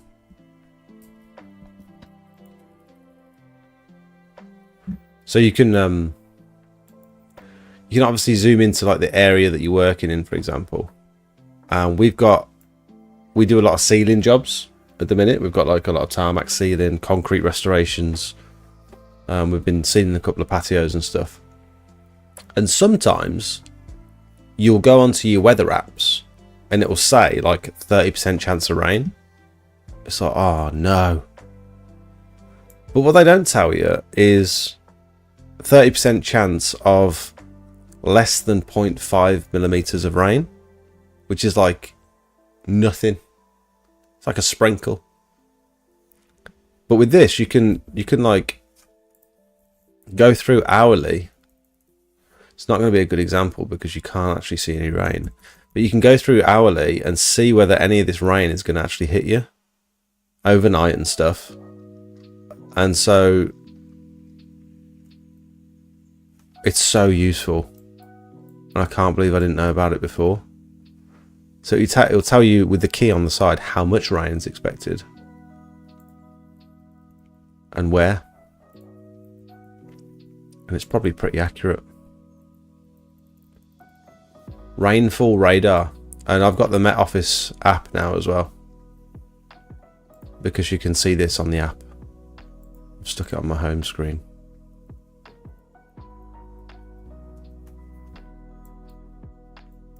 Super useful for sealing jobs because the weather apps just aren't predictable enough. They all say different things. So I've got about 3 different weather apps. And they all say different things. And you know when sometimes you get like sun with the clouds and then you get like rain, clouds and rain. That icon like could mean that you've got lovely sun all day and then at 7 o'clock on the evening you've got like torrential rain. But all day, all morning, it's absolutely fine, and you don't get that. It doesn't translate very well, is what I'm saying. Door knocking for window cleaning and upselling the exterior cleaning is always effective for me. Yeah, you've got to be sort of good at talking about your other services and sort of dropping it into conversation as well. Some people aren't very good at that. Some people lack confidence. Jake, if you lend me your Moja, I'll do the test. There's no chance I'm buying one at their price. Yeah, I know what you're saying.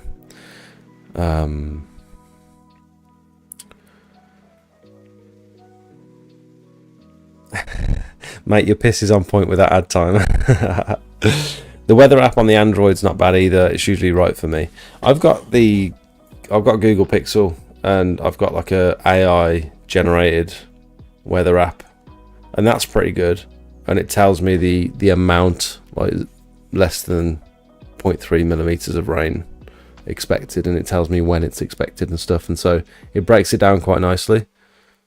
That was just like a default one that came with the phone, which is cool. I saw on Reddit the Moja used to be 150 quid when they were released. Then they went up and up and up again. No way. I mean, I suppose that's what happens with most products, isn't it? Is it? I don't know. Why do I look forward to this live every week? Do I need a hobby? Yes, absolutely. I've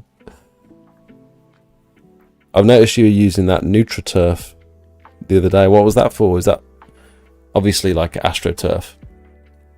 Getting rid of the like urine stench of like artificial grass. But is it like an artificial grass cleaner or is it just like a sterilizer? No, the Moja's a one-off purchase. You don't have to buy it. You don't have to pay monthly for it. Penguin uniforms. We get ours from Orchard Clothing, so we've got all of our uniforms so far from Orchard Clothing, and it's all been brilliant. I keep telling them, like, sponsor me. Let me put a little advert in the corner of my live stream, because I mean, Bee's Knees has already been down there. He's got the same kit that I've got. He's just said, well, the guy's told me, he's just sort of said, give me everything Jake's got. Rich is getting all his, because we've got these bleach proof polos, and they're perfect. They're so good. They don't even get dirty. You know, you could get absolutely plastered in dirt, leave it to dry, and brush it off, and it looks like it's just been washed. It's crazy.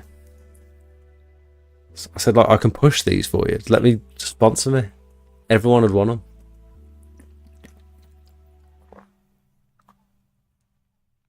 I think they made of polyester. What was the company name? Orchard Clothing. Get in touch. Tell you what, if anyone wants a uniform, get in touch with them. It's Orchard Clothing in Redditch. Get in touch with them and tell them Smout sent me.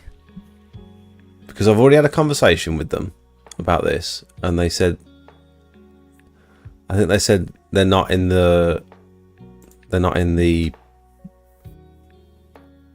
market to be doing like sponsorships or collaborations and stuff, but I don't think they understand how many of you guys ask me regularly where I get my uniform from. But they've got their whole workwear catalogue on here now.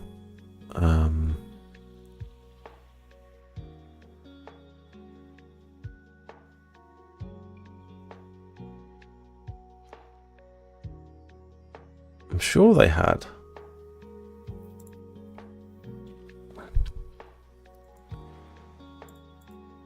Workwear.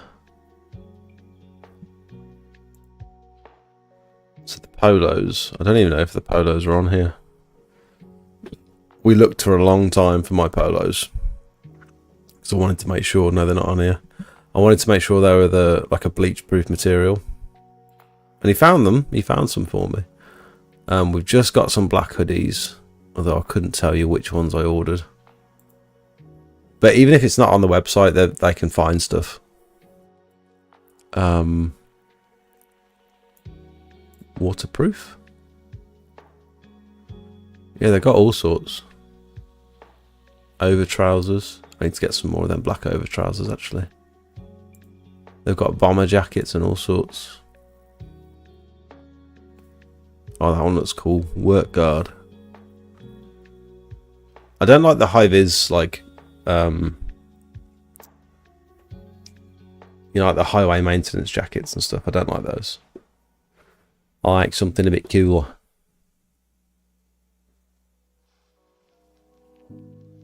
And all of these can just be embroidered or printed with your logo.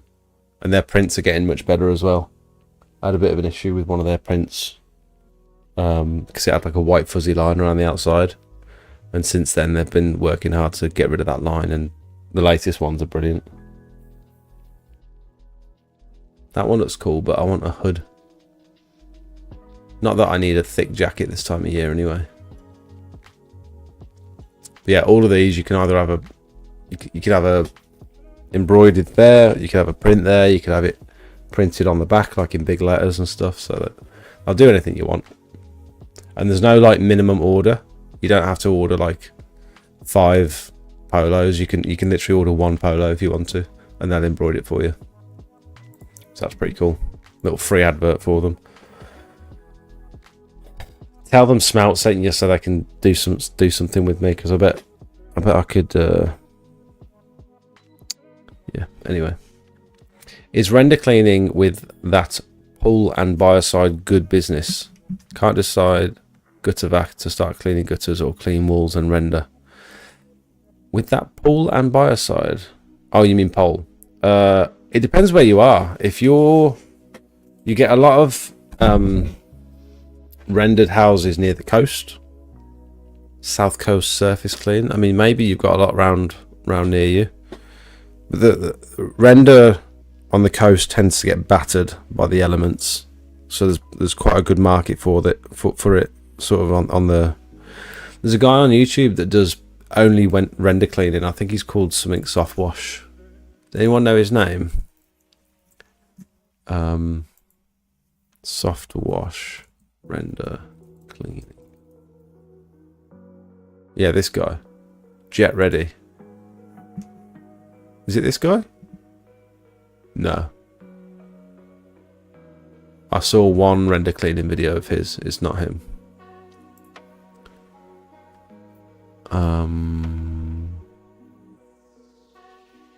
Softwash guy? This might be it. Yeah, so this guy exclusively cleans render. It looks to me like that's his full-time job.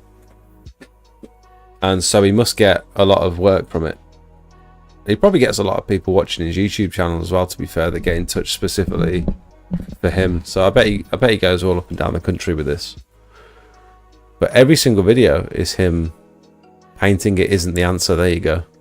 Why you shouldn't paint over algae. He loves it. He absolutely loves it.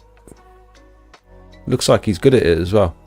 I love people that are passionate about like one thing.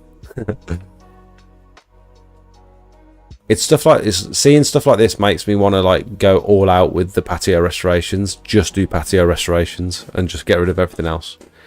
Because that way, instead of having like a calendar where I'm trying to do like 2 or 3 jobs a day and then I'm booked up for a month and then I've got to make sure that person's still booked in and they're going to be available on this. Like, instead of doing that, I can just have a list of patios that we're going to restore. I've already priced them all up and I can say, oh, we'll be with you in about a month. You're 5th on the list or something. I don't know.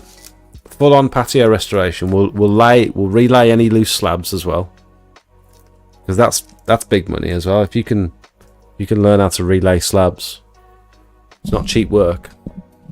Difficult work, but it's not cheap.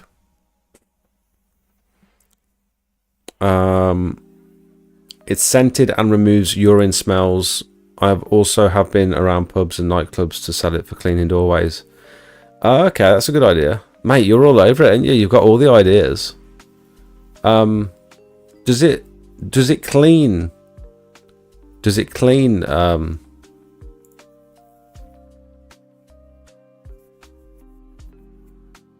AstroTurf, or does it just like disinfect it?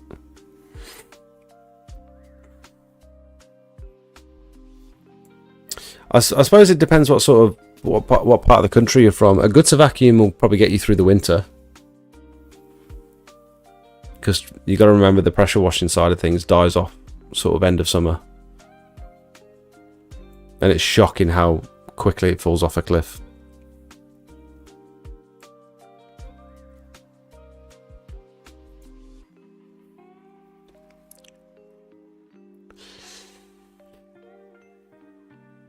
Jake watched my video but didn't hit the like button, fuming. I'm sorry, mate. I didn't watch the whole thing. I watched the first half of it.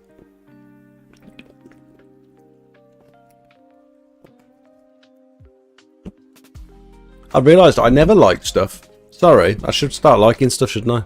I never hit like on anything. I don't know why. Sorry, mate.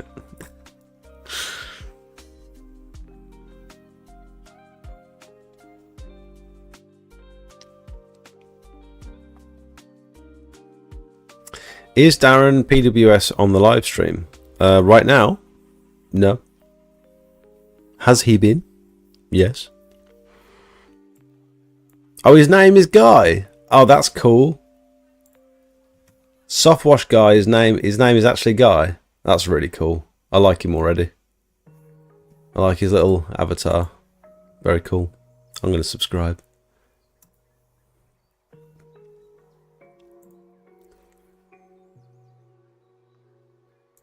He has that fancy forced air mask. They are well over £1,000. They are well over £1,000. Really? I bet his don't steam up, does it? Sorry for all the questions. I'm starting out. I would just want to check, if you were doing your first driveway tomorrow, what would your checklist be? If it was like a block paved driveway, for example, I'd want to measure it, so I'd want to know how big it is. I'd want to check the water pressure. You can do a visual check just by turning the tap on, and you could even actually get a little jug of water. Take a jug with you and just pop it on the floor under the tap. Get your phone out and time how quickly it gets to a litre. Sometimes you can tell, you just turn the tap on, it's absolutely blasting out. It's like perfect, that's going to be great. But if it's like, if it's struggling to fill up a jug, you can then work out how many litres per minute it's going to be putting out. So I check measurements, drainage, measurements, water pressure, and then where you think the water's going to end up. So what I do a lot of the time, let's pick one on Google Earth.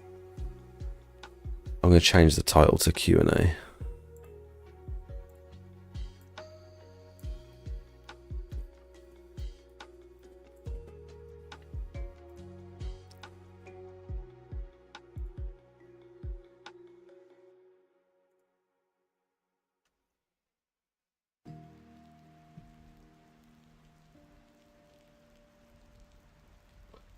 Okay, I quoted a driveway in this street earlier.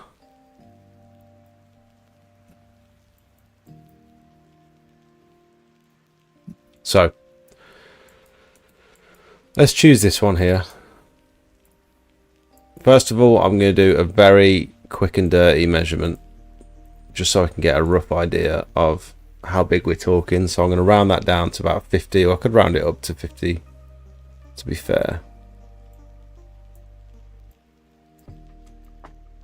Let's do that to be charitable. I'm going to round it up still to 50 square meters.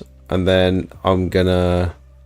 What you can also do on Google Earth, even before you visit, just go through, do your measurements, just so you've got an idea of roughly what you want to charge. You can go through the historical imagery, so you can see a better photo if the Google Earth image isn't great.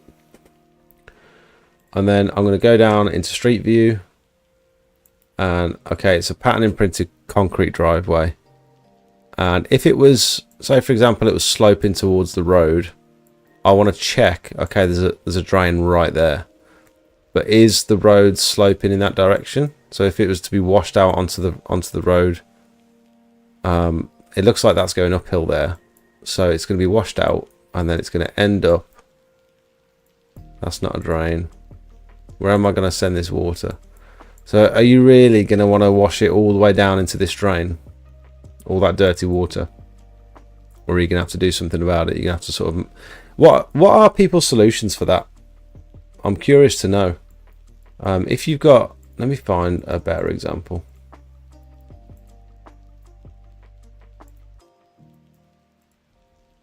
Here's a good example.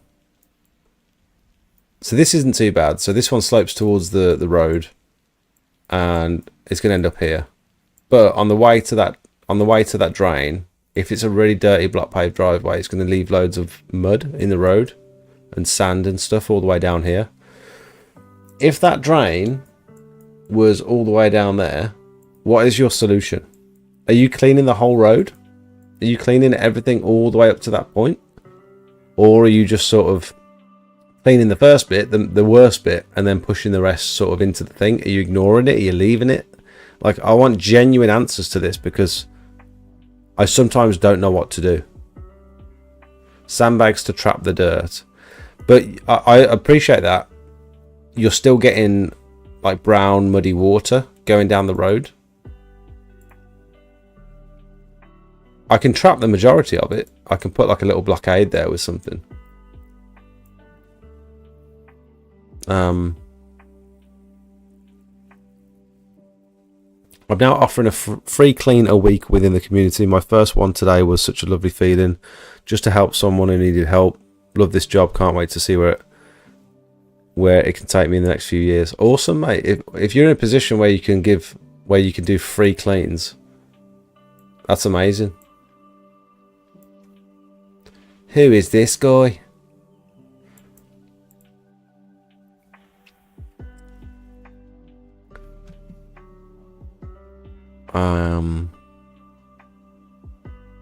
Jake, what do you offer in the winter? I know you do Christmas lights. I don't think that's for me really. Salt spreading ain't good for my area. I mainly do gutter clearing. Started doing a lot more roof cleaning. Gutter fascia soffit washing. That's mainly it really. It's mainly gutters. That's what keeps the money flowing in. And we do a lot of schools as well. We try and get some big schools. Like, you can earn like 2 or 3 grand on a school in the winter just by upselling. Maybe they only contacted you to clean their windows. But you can go in, have a look around with the caretaker, and the caretaker's got they've got no attachment with the money side of things. So you can just say, while I'm here, do you need a quote for the gutters? And they'll be like, yeah, we haven't had them done for a while. Okay, do you need like all the steps at the front? They look a bit slippy. Do you want me to do those while we're here as well? Yeah, put a price in for that. Yeah, of course. And it's like suddenly you've gone from just going around cleaning the windows to now you're doing all the gutters around the whole property. You're doing all the steps, all the fire exits, and like you can just stack these jobs on that they didn't even ask you to do, but you've quoted for them all. And now suddenly you're sending the email with a quote that was going to be a couple of £100. Now it's a couple of grand, and they're like, oh, that, you know, caretakers asked us to quote for all this as well. It's like, oh yeah, fair enough. It does need doing. It's you just got to think about things slightly differently and just take a chance sometimes. It's not about being pushy and about doing like a hard sell. It's just about offering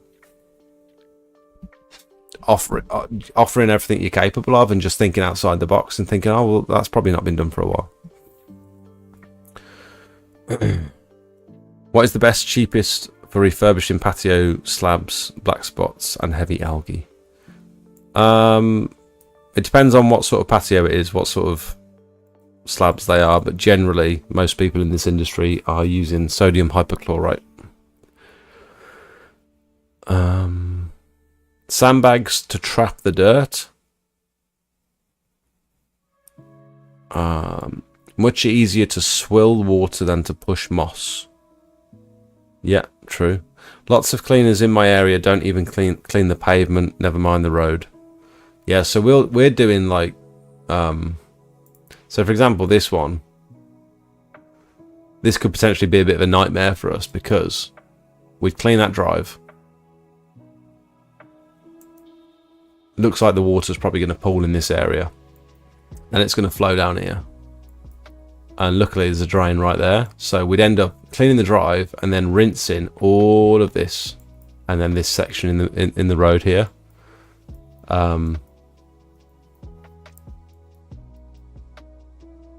We just don't, well, I personally just don't want to leave it.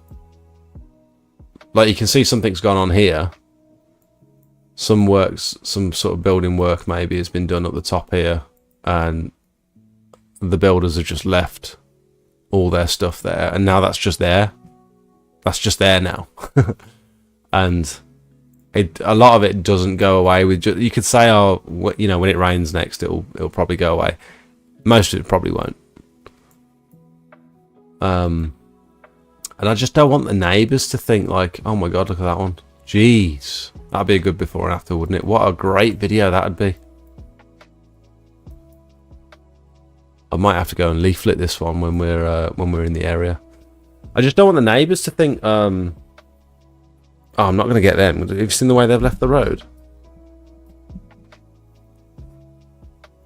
Clean it all. I always say it's not only your customer which can leave a review. Oh, that's true. Yeah. Imagine getting a bad review from a neighbour. Oof. Might not be the best solution. You trap, mad, clean the majority. Leave the rest to rain. I mean, it's light sludge when you can brush it off. Also, if it's under cars, what do you do then? We do plan for this actually. I'll actually knock on people's doors and say, I'll obviously ask the customer, do you know whose car that is? And I'll knock on their door and say, we're going to rinse down towards that drain and your car's right over the top, so I don't want to leave the road dirty. Do you mind moving your car down a little bit? we'll do that sort of stuff, and it's I know it's like, I'm not even saying like we go above and beyond. I'm what I'm saying is it takes us a lot of extra time, and I'm wondering if there's a better way.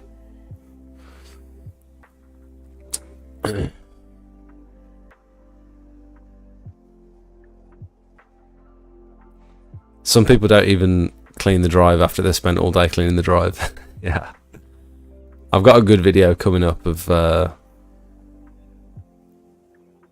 I don't think I've shown it.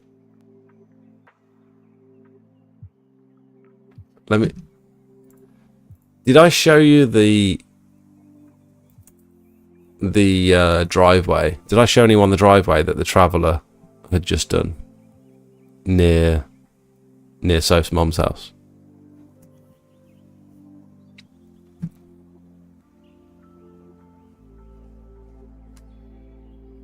I'm going to be doing a video on it because I'm going to clean it for free because she's just been scammed.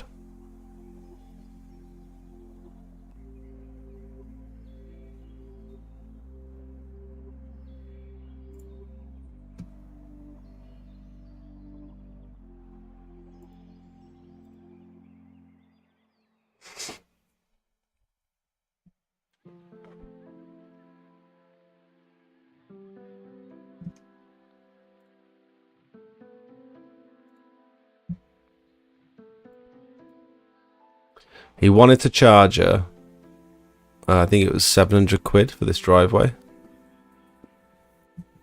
And she eventually knocked him down to 250. And this is the way he left it.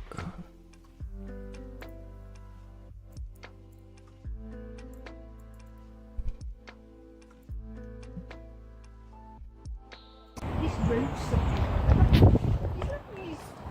piece of paper. Okay. Give it to me. I'll sort it Yeah, out. honestly. But honest to goodness, you know what I mean? Sorry. Yeah, give me the name and I'll... And this is the difference between you doing it, Jake, and somebody else doing it. He's left rubbish everywhere. Made a right old mess.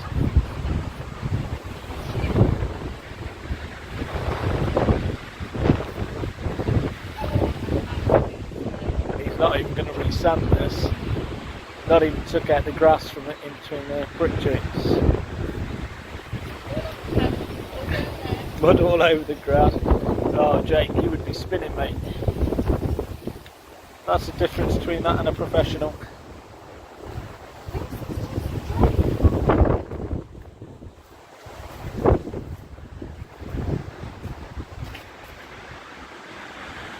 Wow. And he's left ladies clearing all the mess. So this has been left for the little old lady to deal with. The guy's van. So he was a traveller, and he knocked this lady's house 5 times. He would not leave her alone, and she said, "I'm not interested, not interested." Like, he wanted like 700 quid or something stupid to do this little drive. He's left all the weeds, and he said, "I can do a demo for you. I can do a demo." She was like, "No, I don't want you to do a demo, thank you." And then next thing, she's gone upstairs and she's looked out her window, and he's doing a test patch on her drive. He's done a big square on her drive, and she ran outside and said, "No, stop." And she was like, "You've made it look worse." And he's like, and so he kept hassling her, and he said, "Oh, go on. How much would you charge then? How much would you want it for?" She went, "I don't know, 250 quid." He went, "All right, done." And he started cleaning it, and she's essentially just paid him to get him to leave, but he's left all this out on the road because his van was parked here. So he's very strategically washed it all underneath his van, and there's no drain down here. There's no drain in the street, so even if he did scoop it all up, there'd be loads of sort of dirty muck, or like sandy water that wouldn't really go anywhere. So he'd have to spend a long time rinsing scooping, rinsing, scooping until it runs clear. And so obviously he's not going to do that. So he's washed it all under his van, taken the cash, driven away, and then she's spotted all this, and she's had to go out there with, and she just kept having to scoop it up by herself and make multiple trips to the back garden to get rid of it. I can't believe that some people can do this. And he's obviously not coming back to resand it. He said he sealed it. He said, "Oh, I thought you said you were going to treat it." And he went, "I have. Sealed it." And she went, "No, you haven't. I've been watching you. You haven't put any sealer down." And she went, he went, "It's water based. It comes through the pressure washer. It's water based." Literally just every single trick in the book to scam this lady. And I feel terrible for her. What a shame.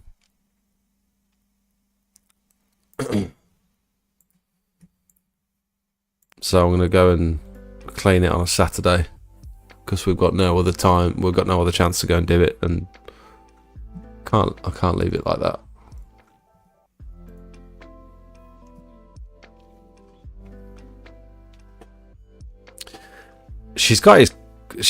I've got a leaflet. I'm not going to show anyone the leaflet, but I've got his contact details and stuff.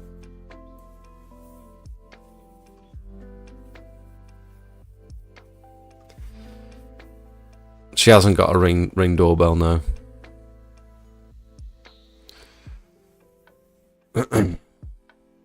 Accidentally spilled a drip of hypo neat on someone's sleeper the other day. It looked horrible. Yeah, that'll it'll bleach wood. When are they coming back to clean it? I know.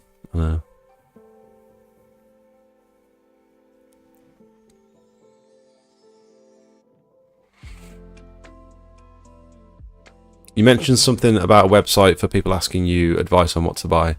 Yeah, it's I'm juggling lots of different things at the minute. I'm definitely trying to get the website up and running. We're working on an app, so anyone who's been in the Discord will know. Is anyone able to... Oh, I've got to add some more of you guys to the testing pool, actually. Let me do that now. So Discord exclusive. People have got access to my little quoting app.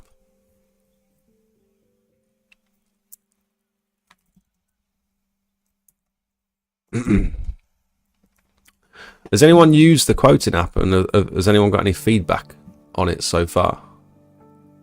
Is it underwhelming? Is it very basic and simple? Is anyone actually using it? Is there any features that you'd like for us to add? When I say us, I mean James, because I'm certainly not going to be able to add it because I have no idea what I'm doing.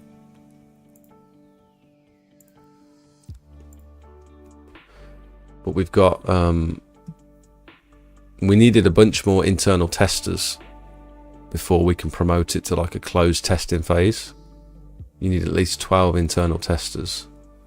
And we've now got about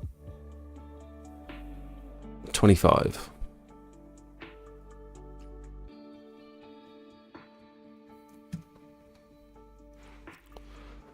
Didn't even know about it. How do I find it? It's, if you look in the Discord,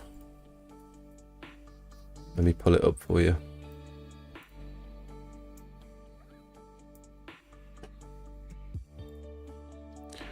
And then if you go down to, it was in the announcements section. And check out the announcements here, look. And then you can go down on the side here to app testers. Oh, we've got some feedback from Mike. I need to read through that in a minute. Oh, nice, cool. There's a link up here somewhere to the latest 1.12 build. But if you go to the announcements first, because I'll need you to sign an NDA here, just so that you're not going to share screenshots and stuff before it's ready. and that'll let me get your email address that you want to sign up with as well, so I can enter you into the testing pool.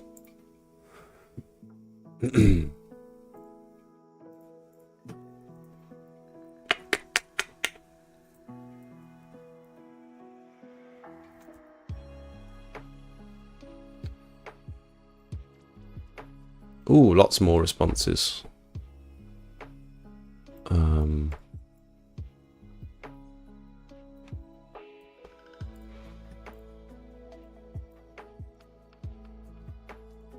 Sorry, I'm just adding a few more people here now.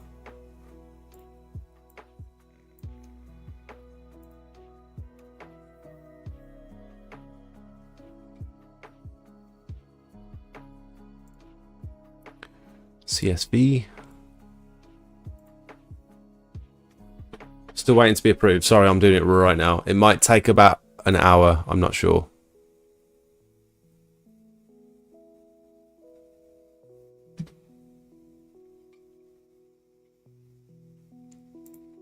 Once I've plugged you in, it might take a bit of time for Google to approve it.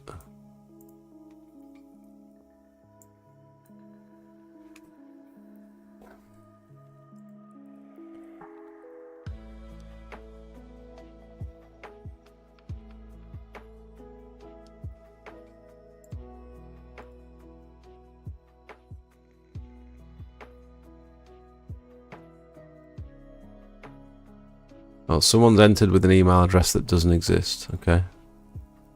3 people have entered with an email address that doesn't exist. Nice.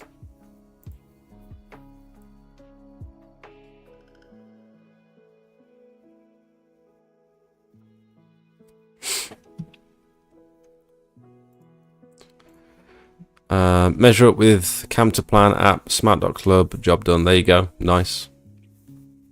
Should I get an XJet M5 for my Parker pressure washer for applying chemicals? You could do. You definitely could do, yeah. Yeah, actually.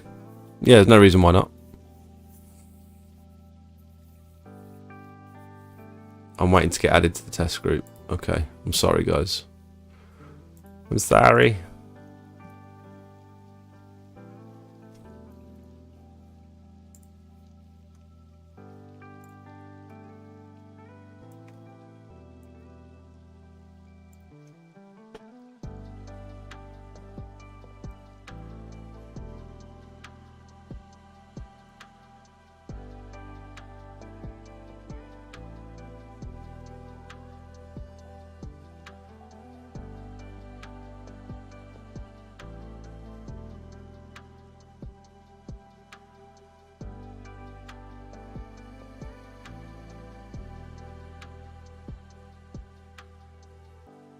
Oh.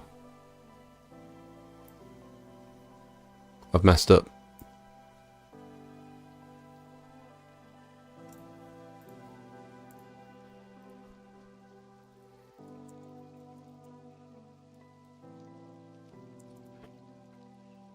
I might have tried to add too many.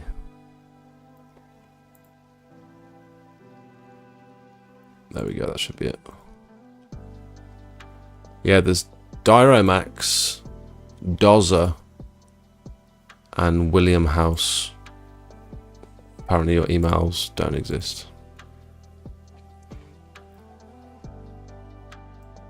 There we go. Right, give that a couple of minutes and then try the link. That should work. Sorry about that. Sorry for everyone who's not interested in this, but better do it now while I'm thinking about it.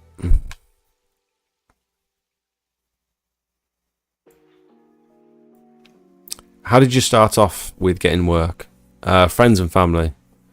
I was doing lots of friends and family and getting them to repost my relevant posts to them on their Facebook profiles, so all their friends saw it, and then I started getting work from that. Very effective. I put everything on social media. You could use a watering can, yeah. Wouldn't recommend using XJet until you get familiar with different chemicals and how to handle them, spraying chemicals around. Yeah, true. Yeah, that's a very good point. I didn't get an XJet till I was over a year in, actually.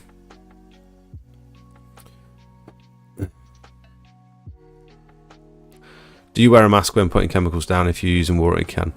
Yeah, it's not just... Some people think... There's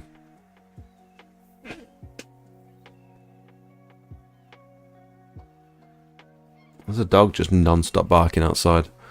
Some people think that it's the fumes or the atomization of the chemicals when you're like foaming it up and spraying it in the air that are the ones that's going to get you. And that's sometimes the case with solvents when, you know, the gas off with solvents and stuff.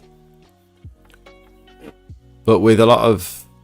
With things like hypo, it's actually the product reacting with the organics on the on whatever surface you're cleaning, and when that gas is off, that's the bit that can get you. So yeah, always important with when you're applying any chemical to wear a respirator. Ideally some chemical resistant gloves and some glasses as well, some goggles. Did you find the holy drinks super addictive? Yes. But I want to do more with them. Not getting a great response from them at the minute because I think they're super busy and I'm super busy, so we're trying to align. Hello Liam, how you doing? I've had a good weekend, yeah. How's your new staff member? Is he employed yet? I'm assuming it's a he, might be a she. Hello Darren, welcome. You alright mate? Do you use a mask when pouring it out? Yes. I use a Pure Seal respirator, although the next one that I buy will either be a full face mask or it'll be a Clean Link one.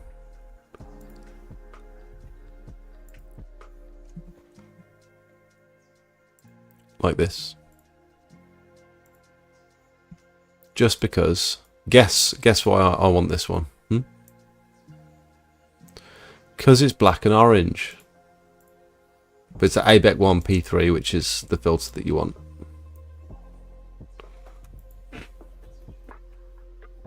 Nice and cheap. Don't mind if I do. I'll put a link in chat for you. I'll even put a link in the chat for you. If anyone wants one of these masks.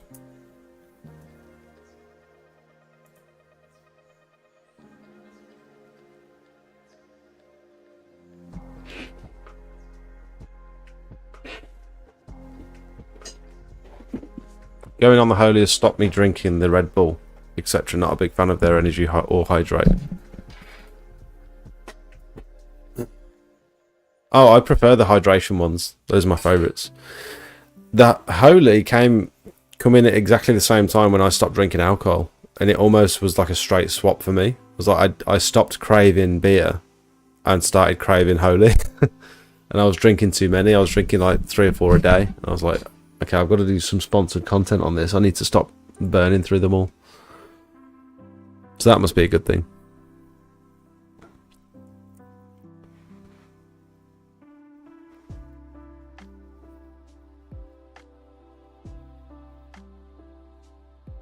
What price range do you recommend for a pressure washer starting out? As high as you can afford. New hairdo. Oh, this is just my post shower hair. I'm actually going to get a haircut tomorrow because it's too much for the weather we're having at the minute. I might do a Darren and go bald. How have you been, mate? You're right. Yeah, Ty, I would spend as much as you possibly can on a good setup. I don't know. That's contrary to a lot of the advice I've been giving, actually. I started out on a £400 budget. I bought a pressure washer, a hose reel, a broom. I bought a bunch of stuff on that budget. And it served me well, and it allowed me to keep upgrading and upgrading. But you've got to be under the understanding that if you buy cheap, you will absolutely buy twice. And also, just because you've bought something, it doesn't mean that you're not going to need to put any more money into it. Like, you still need to maintain stuff as well. You need to get it serviced. You're going to have breakdowns. if you get a proper machine from someone like PWS, from Darren, or from Rutland Pumps, AC Pressure Washers, PWSAS, there's a bunch of them out there. If you get a proper machine, something with a Honda or a Briggs engine, a recognised pump, it's going to last you much, much longer. But it's going to be that bigger initial outlay. So what I've been saying to people is, if you're not sure whether you want to start up in this industry, and if you're not sure whether you're going to enjoy the work, buy a cheap petrol pressure washer and just get going and get started. Do your friends and family, figure out whether you like that sort of work or not, and if you can see yourself doing it, then you can just slowly upgrade. Or if you've got loads of savings and you just you've figured it out, you're ready to take the leap, you could buy the best kit outright, which is a lot of people there's a lot of people that would give that advice, is just get the right stuff straight away, which I totally understand. But also, you've got to remember, you've got no customers, no one knows you exist, you haven't got any reviews, you haven't got any content for your pages. So you've got to appreciate that you've got to play the long game. And just because you've just dropped $4,000 on a new setup and a couple of grand on a new van, it doesn't mean the phone's going to start ringing. You've got a lot of work to do over the next 12 months to make that investment pay off. And I think that's what a lot of people miss. And then you see their machines at the end of summer. You see everything on Facebook Marketplace, because they move on to the next thing then. It's all about endurance and consistency and sort of not giving up, really, is what's going to set you apart from most of the other failed businesses.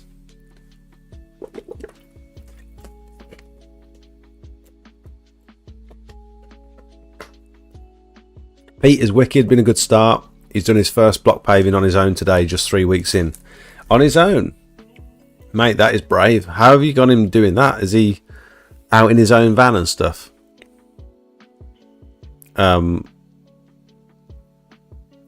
Is he like, or have you just sort of sat back in the van and sort of watched him?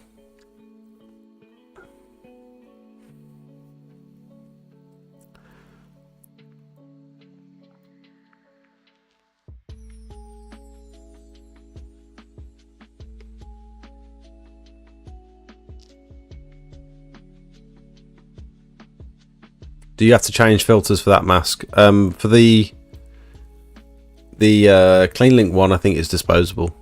You just buy another one after a while. The Pure Seal one, you can change the filters. You've been ill? Oh no. Have you been to Turkey, Jake? Your hairline is suspiciously good. I'm only 30. You think that's a good hairline? I've got a pretty good head of hair, to be fair, haven't I? It's thick. I've got very thick hair. You think that's a good hairline? I'm 33. I would hope I'm not receding just yet. Will the website let us know which pressure washer to go for? There'll be options, yeah. My aim with the website is for everything to have a cheap option for someone who's just starting out, who doesn't want to spend too much money, and like a bougie option. The best of the best. I've got 2 machines at the minute. I've got the Parker brand one, also got a Pro Splash 205. Haven't used the Pro Splash. Never heard of a Pro Splash. Was thinking of buying a soft wash machine for applying biocide to roofs. 20 litre backpack requires too much refilling. Anyone else gone this route? Yeah, I've been experimenting actually. I agree with you. I mean, even if I could have like 30, 35 litres, that would be better than a backpack. But I agree. Slightly stronger pump, so I can get the chemical out quicker. I believe Nyclean are working on something at the minute, because I told them they need to.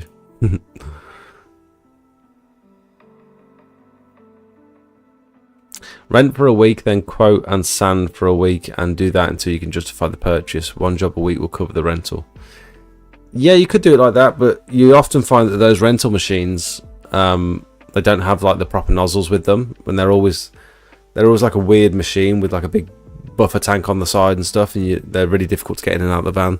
They're generally for like from the normal rental places, they're generally for like builders cleanups, like where the roads covered in like mud and cement stains and stuff, and the builders have just got to come in and rinse everything.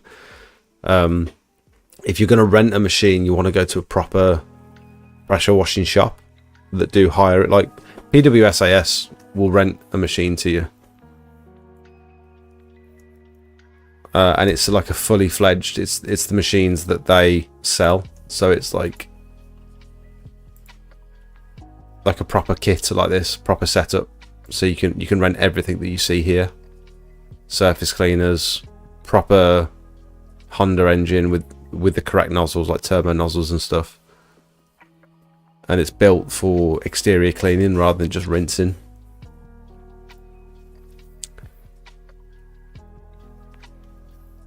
Oh, another phone call.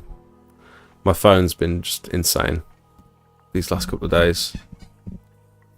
I've started to ignore phone calls because I just can't keep up with them, which is bad.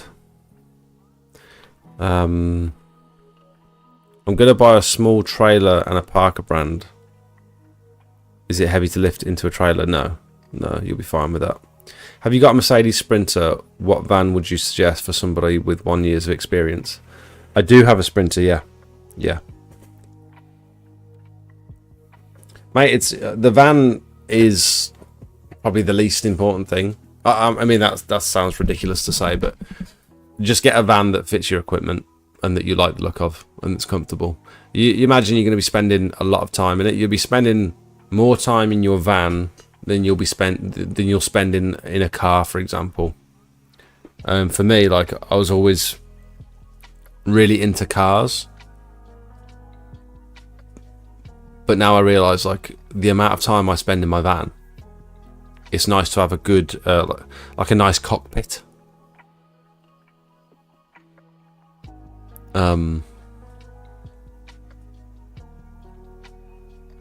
Because you can get like an old Beta that just gets you from A to B. But yeah, just imagine how much time you're spending in it, and like, it's nice to have a good one. And I'd probably go bigger than what you really need or want. Like, I've got a van that's probably this size. This looks like a H2L2, maybe. I think I've got a H3L2. So it's about the same length, but slightly higher, maybe. I'm not sure.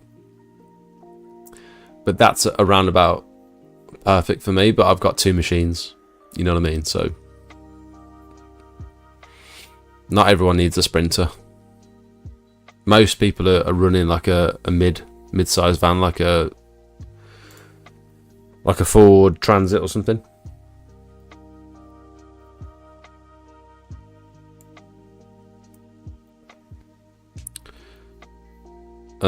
Watched me and be mentored by me every day for 3 working weeks. I said to him, go on, you do it. Any issues, let me know. I was resanding another one. Okay. So did he go out in his own vehicle, or did you sort of drop him off somewhere, or how did it work? That's pretty cool though that you're doing that already. Do you have to go and check it afterwards, or are you just hoping that he's done a good job?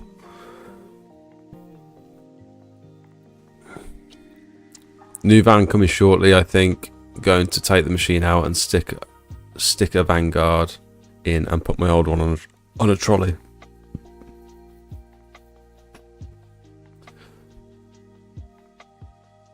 Matt, welcome folks. I'm starting out on a patio and driveway cleaning. I want to avoid using chemicals until I've had training. Would a good quality water only wash be fair to customers? I had that mindset. I mean, not that mindset. I had a mindset where I started out and I just wanted to pressure wash stuff.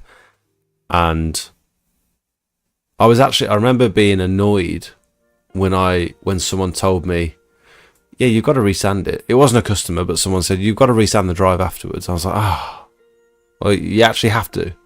He's like, yeah. You can't just blast out all the sand and then not resand it. I was like, I didn't think of that. Damn it. Maybe this isn't the job for me. That sounds like too much effort. And I was also thinking, I don't want to use chemicals. Like, that just complicates things. But then you get to that one patio that's got really bad black spots and think, oh, yeah, I can't leave it like this. I can't. I need to use chemicals.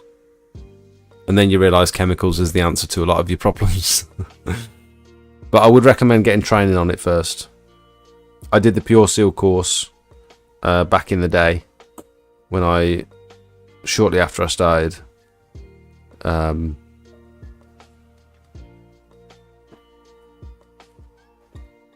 that sort of gave me the foundational knowledge of like chemicals and sealers and stuff.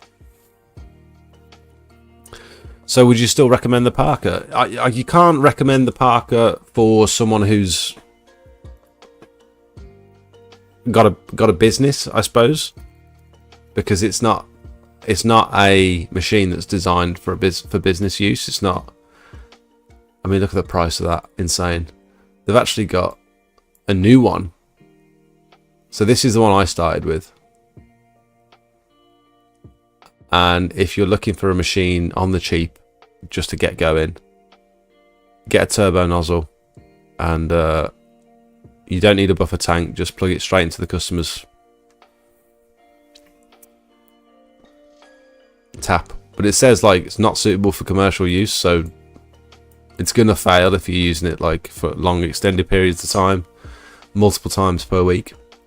So you've just got to expect that. You've got to go into it knowing that it's going to fail. But even knowing that, you can make that on one job. You can make that. You could triple that on one job if you get a good job. Like it's. But now, has anyone seen that they've just released a big version? That one's slightly different. What's that one? That one looks different. Calibrated to perform at a high standard. Not suitable for commercial use still. But they've got now, which is interesting, a chunky boy version. It's like a 15 litre per minute machine. And it looks quite smart. And it's only 700 quid.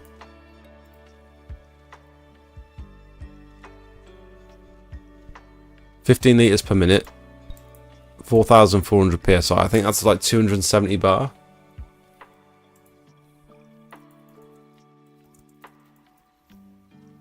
$300 bar. Damn.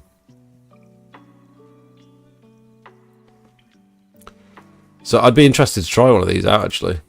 I can't speak for its reliability, I have no idea.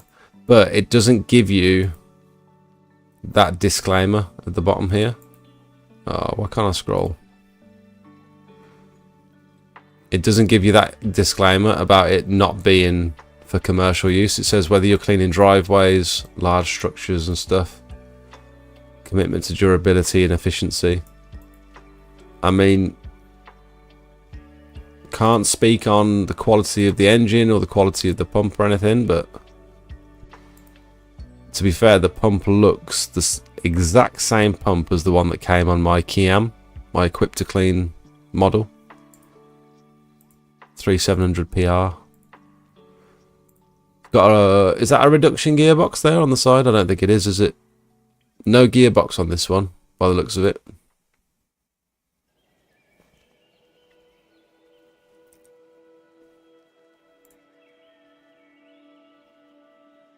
Looks cool. I'd review that. If they sent me one of them, I'd definitely review that. For the price.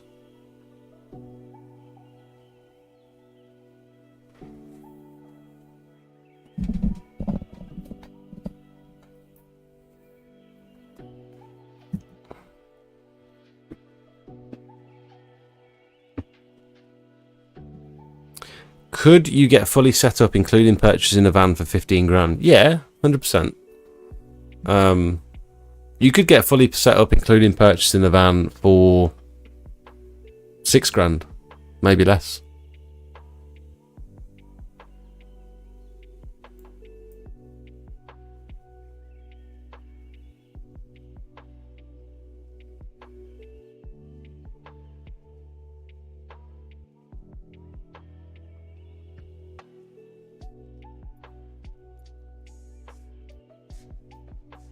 Do you need steam to clean up roofs? No. You can do like a steam definitely helps with roof cleaning, with a lot of exterior cleaning, but you can clean a roof without steam. Steam just means you can lower the pressure and still get like a decent clean on it, and you're going to sanitize the roof. If you're actually using steam, some people just like to sort of make clouds of steam, but they're not actually, there's not enough heat getting to the surface to be classed as steam cleaning. But if you're using actual steam, you can sanitize a roof, kill all the organics on it without the use of chemicals. But if you don't have steam, you can just put a biocide on it and it'll do probably a better job. When blasting out the weeds in between slabs, does it blast out the grout? Not sure if it's been called. Yeah, if there's weeds coming through the pointing's been compromised, and so you've got to show the customer and say, look, if this is brittle, the pressure washer's not going to help things, and we're probably going to lose more areas of pointing. And so just take photos, be very clear with the customer, set their expectations, and you can't go wrong.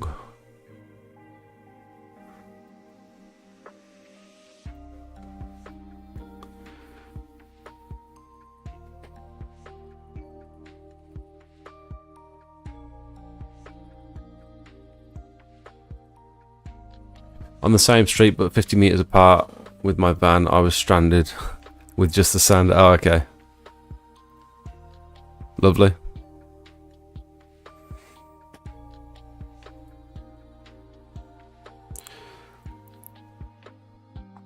Had the same one for 3 years, never knew you could use a turbo with it. Yeah, as long as you got the right size turbo for that machine. There's a nozzle chart that you can use. If you type in pressure washer nozzle chart into Google, you can find any of these nozzle charts, and you just look at the bar, what pressure your machine's running at, and look at the flow rate of your machine, and match it up, and it'll let you know what size nozzle you need to order. Very important to do that before ordering nozzles. Oh god, I'm desperate for another wheel. No gearbox. Yeah, that's probably why it's a little bit cheaper.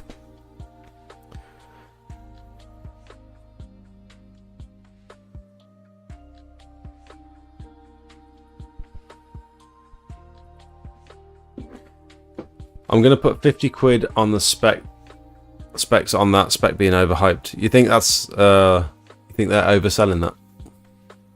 Maybe. You're such a skeptic. You're so pessimistic all the time. I might even go as far to say as you're quite negative. Jake, how do you rate the Kiam? Just bought one from Equip to Clean on sale with the flat surface cleaner. You didn't buy it on sale. They're never full price. It was full price. They've had since that machine was released, it's always been on sale. Part of their tactics, unfortunately. But how do I rate the machine? I mean, Richard's got that machine. He's got I like the surface cleaner. I've got the 18-inch stainless steel surface cleaner, and that's still going strong today. I like it.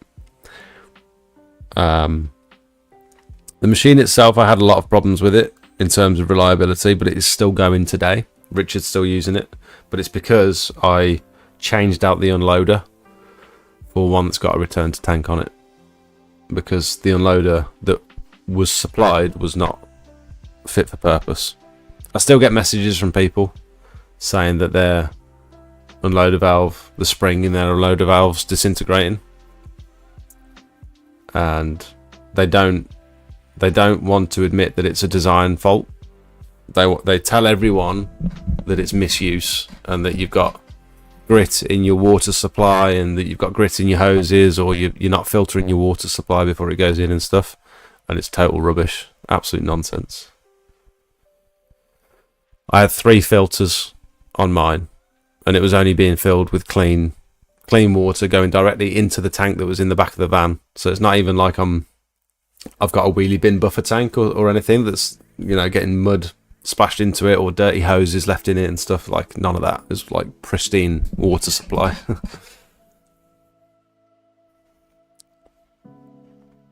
Customer service didn't have great things to say about their customer service either. After sales support was very poor, but this was like three years ago maybe, so things might have changed now. They assure me things have changed, but I don't know. Learned a lot from you in the last 60 minutes, by the way. It's a really nice community. Oh, Matt, nice one. I'm glad.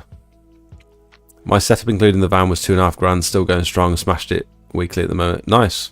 Smashing it weekly. How much are you charging for a standard roof scrape and biocide on a standard 2 or 3 bed? It's hard to say. I quote everything by the square meter, but my minimum price is around about £750.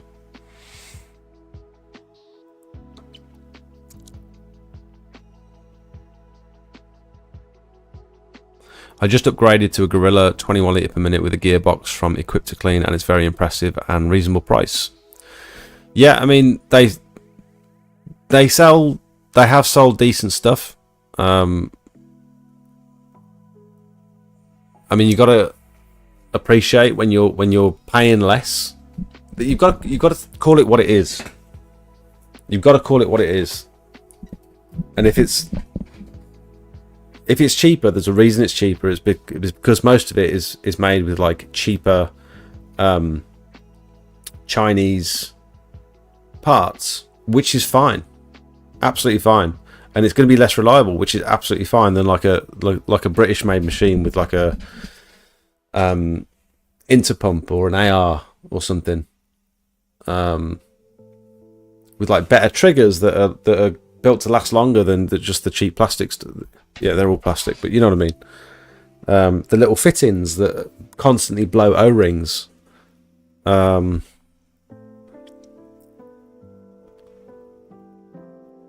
There's so many ways that you can. It's not even cutting corners. It's just there's so many ways that you can build a machine to be cheaper.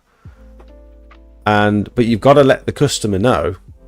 Is it just assumed that because it's cheaper, it's going to be less reliable and it's not going to last you as long, and you're going to need to do more maintenance and more repairs on it? Is that just assumed with the price, or should the supplier be upfront and honest about that? Instead of saying, "Oh, it's built to last," unmatched reliability, designed for commercial, industrial use. Like, can they say all those things whilst all their customers are saying they're having all these reliability issues, and that their customer service is non-existent after sales? You know what I mean? I don't think you can have it both ways. I think you've got to pick and be clear with your customers.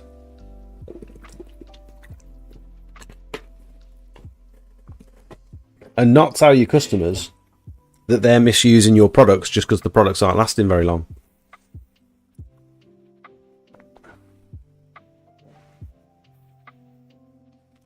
Best setup, if you had no idea what to buy, would be a package from Rutland, as it's easy to deal with rather than buying loads of things from different places for like 3 or 4 grand.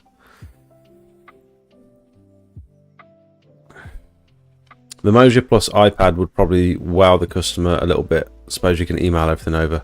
Yeah, that's a good idea. Yeah. Although if you're just starting out, I wouldn't recommend a Moja. Potentially, I'd recommend the Moja if you've got quotes to do. You know what I mean? If you're struggling to find work and find leads and generate quotes, then you don't necessarily need a Moja. You need to focus on marketing first. I've got the Kiam 3600 PSI 21 litre per minute Lonsin engine. Just found it's got an oil leak coming from the pump after only a few months. It's still in its 12-month warranty, so I'm waiting to see what Equip to Clean will do. I had that exact issue. So I had a leaky pump, and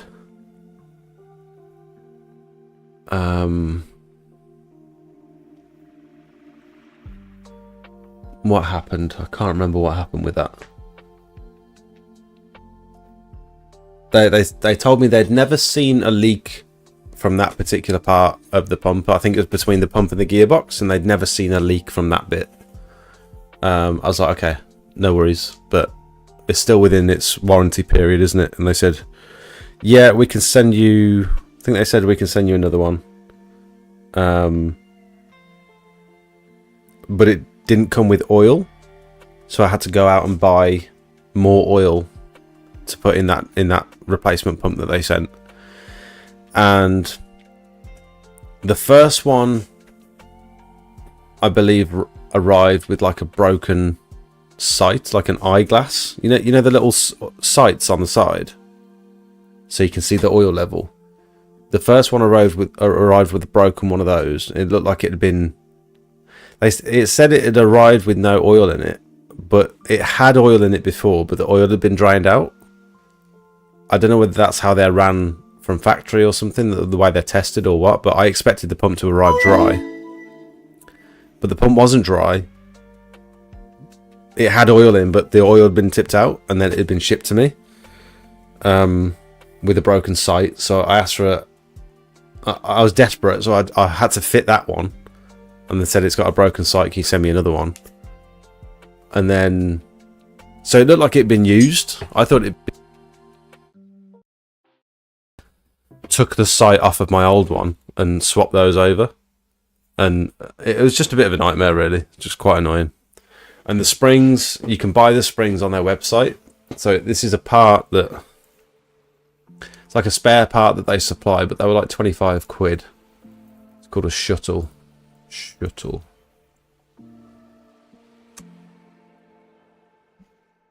Yeah, so it's this. This is the thing that kept failing. So that spring there breaks constantly. Mine was probably breaking once every 2 months, maybe.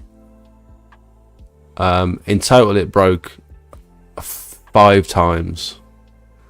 So I only bought one replacement because I found a local spring shop that could match the spring quite closely, and then I ended up just getting a bag of them. But this thing is inside the unloader valve near the outlet of the high pressure hose, and it just kept breaking and disintegrating, and then it would shoot down the high pressure hose and get jammed inside the nozzles, and so the turbo would stop rotating, and I've just like scrapped a turbo because you can't. They said, oh, you can clean out the turbo nozzle, and usually you can have a good go at trying to clear out the turbo nozzle, because normally it's just a bit of grit and you can sort of poke it back through and clean it out. But when it's like a piece of metal that's been shot down and it's sharp and it's jammed into the end, I went through 3 turbo nozzles on this machine because of this issue.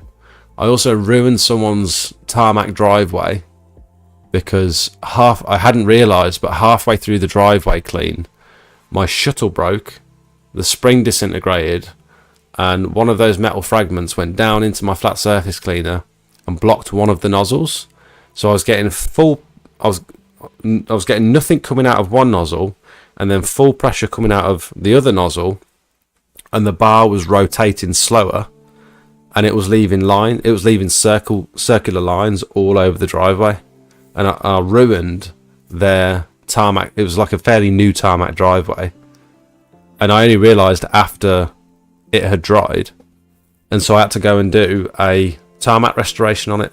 I had to go and paint it because of this spring. Oh, you can't even see it because of this spring. And apparently that's not a design issue. That's me misusing the pressure washer. And I know for a fact that there's so many other people that have had this exact problem with that machine, with that pump, and they're still supplying. I don't know if they've done anything to fix that. It'd be an interesting question for them, actually. I need a wee. I'll be back in a sec.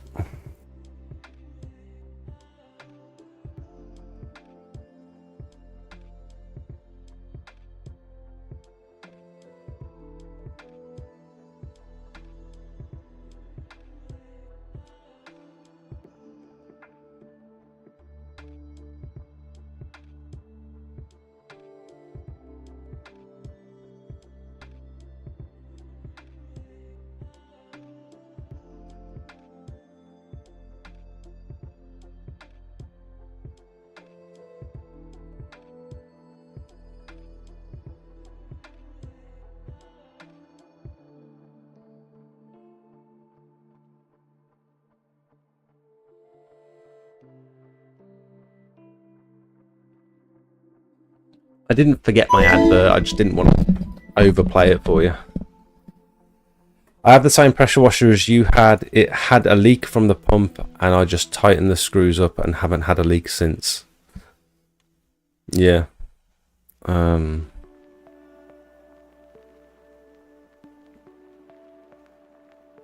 Jake did a Titan job 2 weeks ago. The customer decided they now want sealer. Think I should go in with a small hand roller on slabs only, or seal over the Titan joints. You could seal over the Titan joints if you've got like a breathable sealer. It'll be absolutely fine. And do you know if the patio's like got a permeable base or not? Like I don't know much about how to lay patios and stuff, so I don't know the difference really. I'm sure you can seal over the joints, no problem. The only issue you might run into is Titan leaves a residue on the slabs. And so if it hasn't had much time to sort of weather off, you might find that there's still like a film, like an epoxy sort of film over the slabs. You know, when you leave the job and the slabs all look darker and it looks like it's been sealed, that's that residue that's left over. And if you were to seal on top of that, your sealer's not going to penetrate. So that's why we've just done this one that we sealed first. We did a job in Wales and it was about an hour and 40 minutes away. This job was, and towards the towards the end of the quoting process, he said, would you be able to seal it as well? I was like, oh, yeah, we can, but it adds like a whole extra journey. So is this one. Hello everyone, we're back in Oswestry near Wales, and we've grinded, cleaned, and we've also sealed this Indian sandstone patio. We've used Pure Seal's acrylic seal, and have a look at this. Watch what it does. Look at that. Oh yeah, that is wonderful. So you notice that we've ground it out, cleaned everything, and then we've had to wait a couple of days for it to dry. So that's one journey, a couple of days for it to dry, another journey to come back and seal it, and then we need a couple of days for that sealer to cure, another journey to come back and apply the Titan. And ideally you'd want to do it the other way around. I don't know. It's still 3 journeys, isn't it? It's even if you sealed it afterwards, it's still 3 journeys. Or it could be 2, because you could grind it, clean it, repoint it on one day. If it's like a small enough patio where you can do that. And then you could come back and seal it afterwards. But I just don't think with that sort of film that's left over. That's really nice. I don't think you'd want to. I don't think you get good penetration into the slab. But spreading the Titan out on a sealed patio is so much better.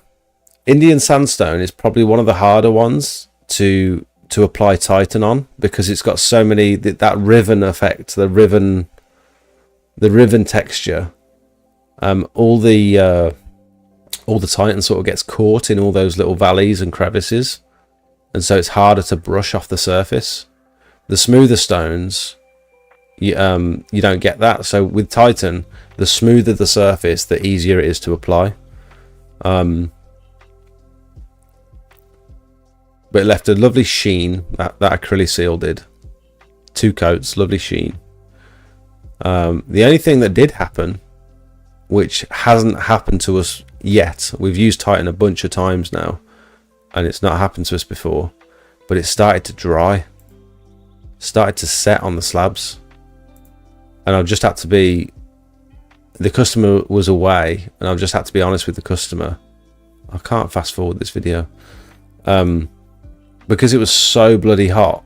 Like one of the hottest days this year so far. It was setting before we had a chance to sweep it up. And so on one small portion of the patio, we've got like Titan, little granules of Titan stuck to it. You know when you're brushing, most of the patio was dry brushing fine. It was sweeping up and it was perfect. But then other areas, it was like sticky. It felt like the patio was sticky, and the Titan was sticking to it. And then it got to a point where there was still stuff left over, and I started to panic a little bit. So there's about 4 or 5 slabs where there's like a little residue of Titan on the face of the slabs, and you can't really see it. See there? Can you see where my mouse is? Just there, the darker section. That's it. It's like round here.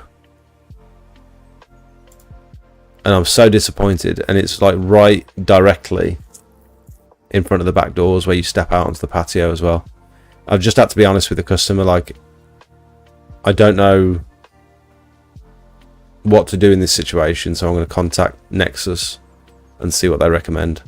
Hopefully there's a product I can just sort of brush on with a paintbrush or something. It'll sort of I don't know, re-emulsify the epoxy. I have no idea. It might just be a case of not being able to do anything. But the customer said, I'm sure it's fine, don't worry about it.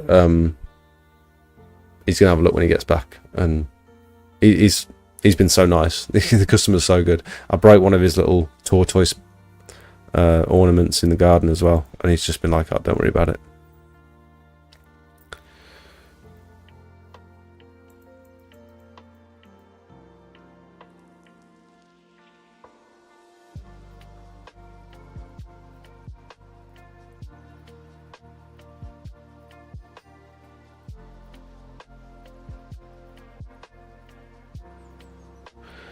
Hi Jake, I'm about to buy a second-hand Demon P4 pressure washer Maxi Bowser portable jet wash just for patios and driveways. For £2,000, looks and running like brand new. You're going to pay £2,000? Maxi Bowser portable jet washer. You're going to pay £2,000 for a used pressure washer? That doesn't seem right. P4 Maxi P4. Does it come with like a big trailer Bowser or something?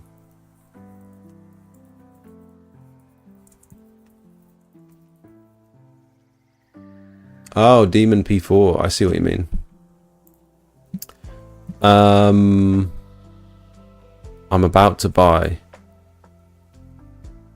I think you can, for £2,000, mate. I mean, how are you going to get this in and out of your van, first of all? Because I rented one of these. I rented this exact model when I first started, because my other one started leaking oil on someone's patio. And it was an absolute nightmare to move around. Even like an empty tank like that weighs an absolute ton. The hose reel on the front weighs an absolute ton. The machine itself is like, if it was just the machine, you could probably get it in and out the van with just one person, but with everything else attached to it, it's just ridiculous. And I would suggest just spending your £2,000 on something that's actually going to be fit for your purposes. You don't need a tank attached to it. You might not even need a hose reel attached to it. And get something new as well. If you're going to spend £2,000, I'd personally get something new.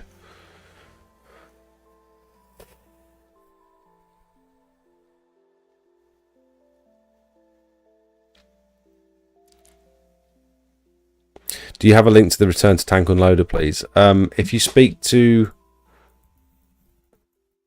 PWSAS, these are the guys that did mine.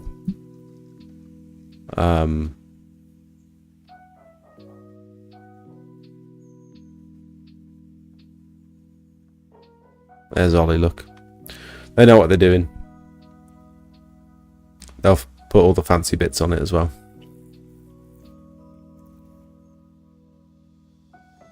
They don't really have, like, you can't really buy stuff on their website. You've got to kind of ring up.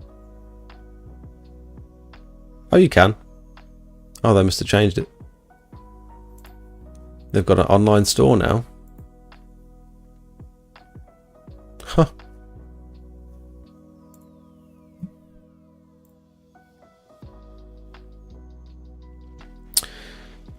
Yeah, that's the problem. I was meant to seal it first, then they said no instead.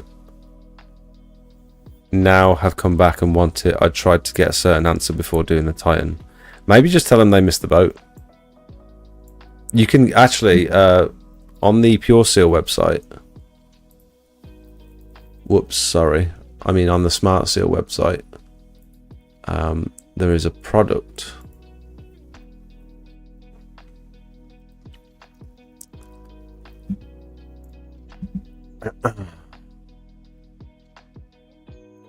Natural stone. Dry finish.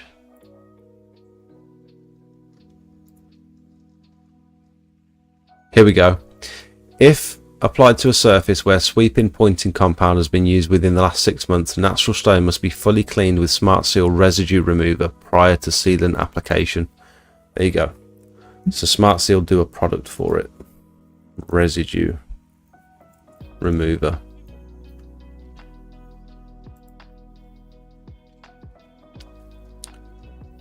Only for use prior to sealing after a sweeping pointing compound, not for removal of visible film stain left by the compound. This is a pre-treatment cleaner to allow the sealer to penetrate correctly, not for the removal of stains. I wonder what that is. I wonder what's in that, because I bet that's quite a generic product, just with like a residue remover label on it. 1 to 5 depending on the amount of residue. Apply with a sprayer, watering can or brush. Leave the product to penetrate 15 to 20 minutes. Agitate, wash off with a pressure washer. Interesting.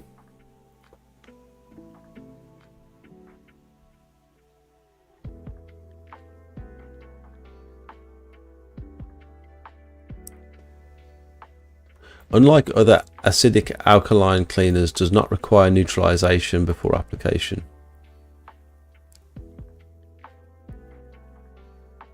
There you go.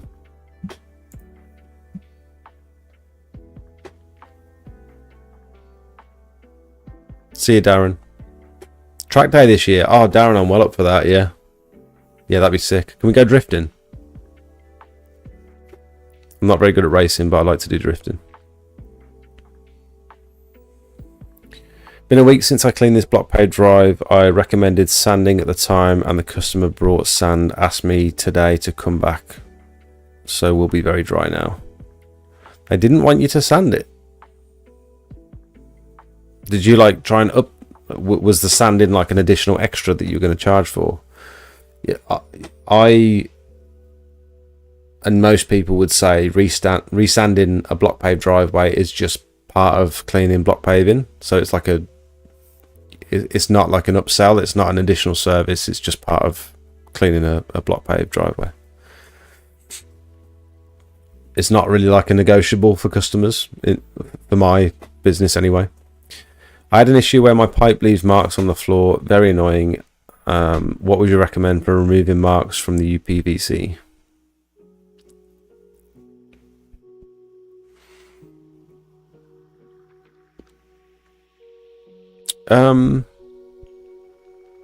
You're leaving marks on PVC and garage doors from your like pressure washer hose.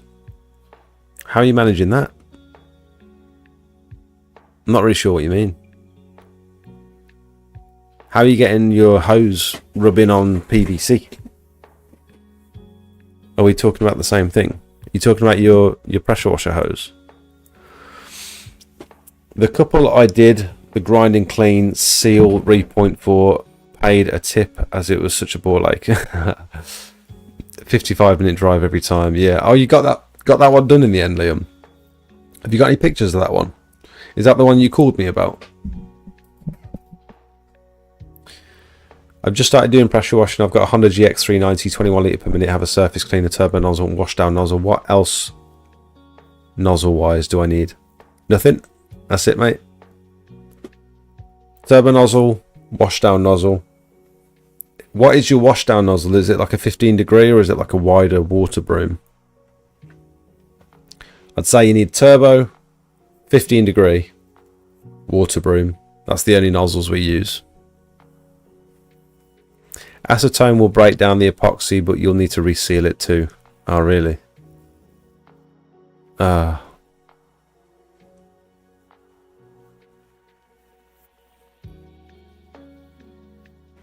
What size turbo nozzle would 200 bar 10 litre per minute machine need? If you go onto Google, mate, and type in nozzle chart,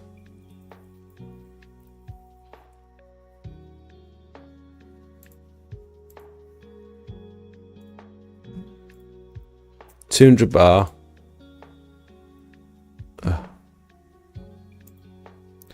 200 bar 10 litres per minute, 9.7. So you'll want about an 0.3 nozzle. 0.3.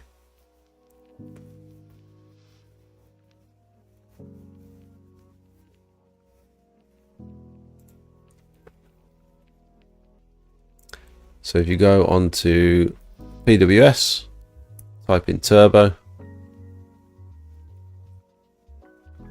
get yourself a little bluey. 0.3, 50 quid plus VAT. Okay. Acetone or xylene. Okay.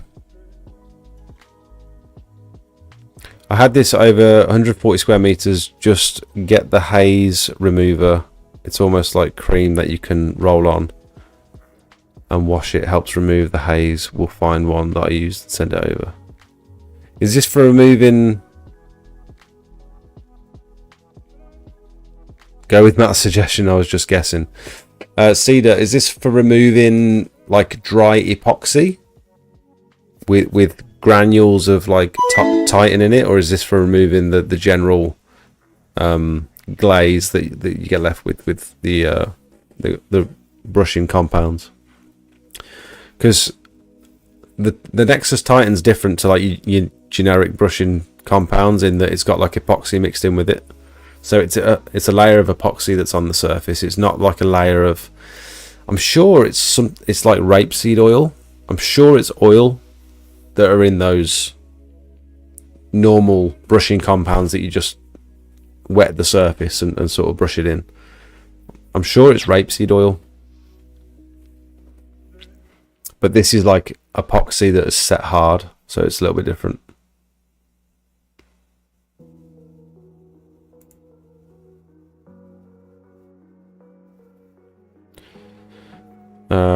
This was a free clean helping me start up. I had seen you and other professionals sand after cleaning, so I suggested it to her to get some. Okay. Night, Dave. Thanks for watching. I've unreeled my hose and taken it down the side of a house. The pipe has gone across the base or the bottom of the customer's UPVC porch and left the black markings from a pressure washing hose. Okay. They can generally just be rubbed off. Any black mark or yellow in my case now, I get yellow marks from my hose. On any surface, I've always just literally rubbed it off. It helps if you wet it first. Like a wet broom on a driveway will get rid of the marks and stuff. I've never specifically got any on PVC though. What nozzle should I have for my flat surface cleaner? What's the best for tarmac? I'd either go 25 degree or 40 degree nozzles. And just make sure you've got the right sizes for your machine. Turn your pressure down a little bit as well. We're running at about 150 bar for tarmac at the minute. That's spread across two nozzles. Two 25 degree nozzles, 150 bar, circular motions. The washdown nozzle connects straight to the trigger. Not sure what degree it is, to be honest. Should tell you on the nozzle. If you look inside, should tell you. It'll say something like 06, which will be determined by the flow rate of your machine, which is this number here. And then you'll have the degree. So it'll say like 06, 45, or 40 or 0625, and that's the angle of the nozzle. So let's look at that's not a good example. Oh, Rutland pumps have got a good example.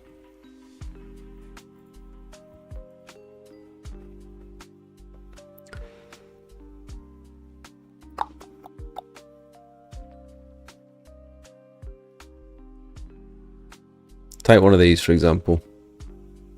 So this would be a...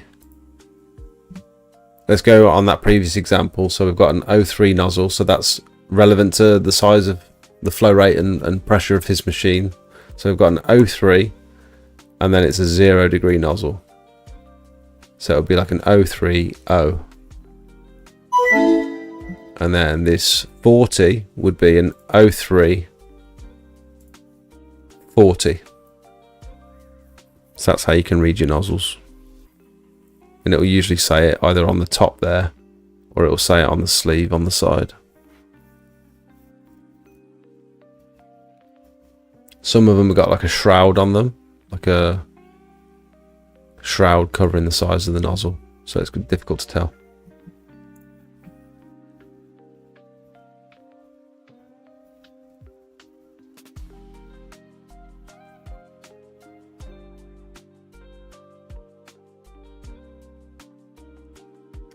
I used GTK 850, far stronger than Titan, and it removed the epoxy from that. GTK 850. Have you used Titan before? Can you back up that statement that it's far stronger?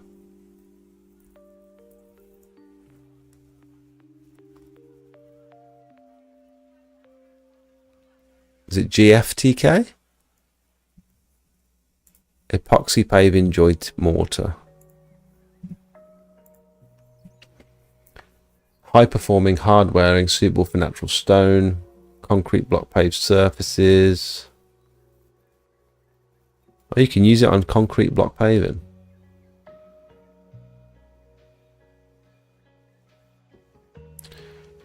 Including those used by delivery vehicles. So it's like it's the same sort of like 10-ton rating. 25 kilograms. 2-part compound, liquid hardener with a coated aggregate, water dispersed epoxy resin bound sand formulation means that unlike traditional cement based mortar, doesn't shrink and crack as it dries. So how is this different from Titan? Because it seems, from everything that it's saying, it seems the same as Titan. How can you say that it's far stronger? You know what I mean?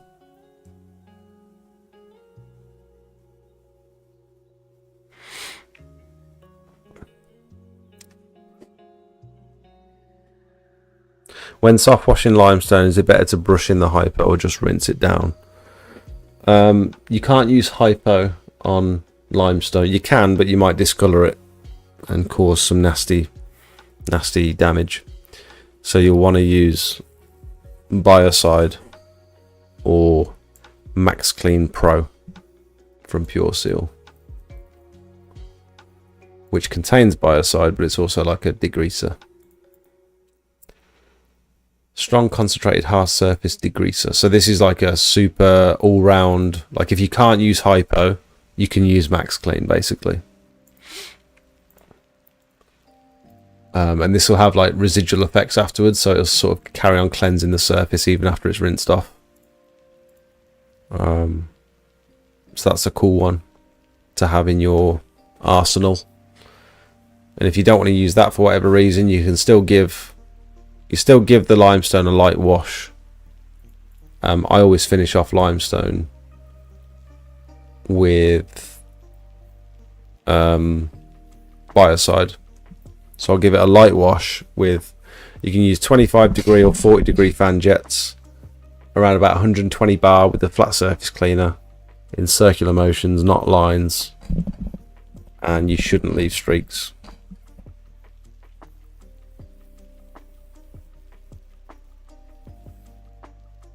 Thanks, Liam. See you, mate.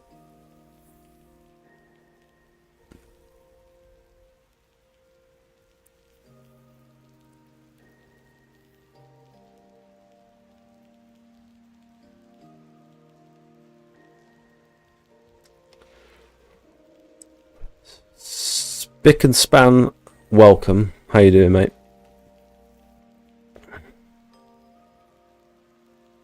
Sorry, Jake. Could you put the link again for the mask that you used? Can't scroll back in the chat.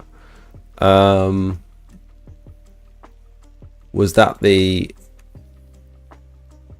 clean link one?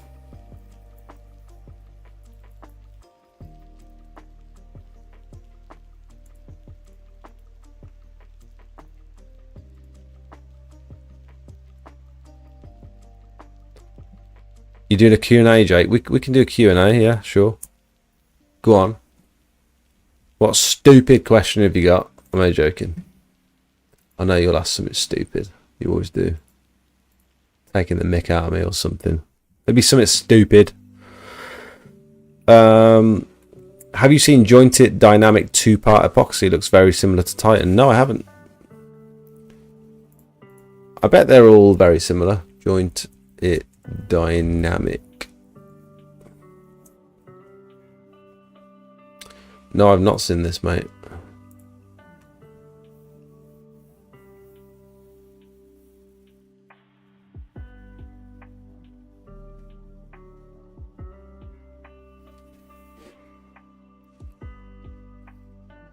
High traffic areas, best in class resins and hardeners, exceptional durability.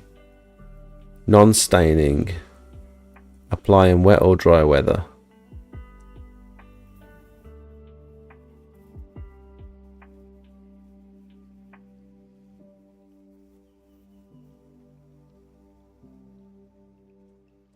How much does it cost is the question.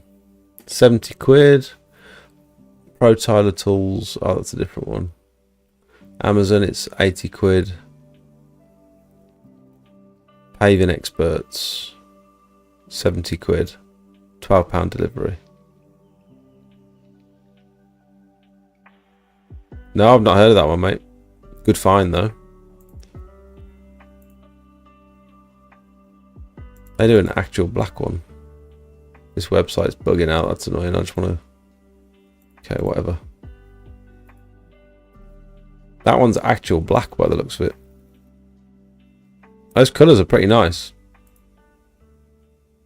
Oh, it's a 2-part. Oh, that's different. That's different to Titan. You only get the one tub with Titan. I wonder what that's all about.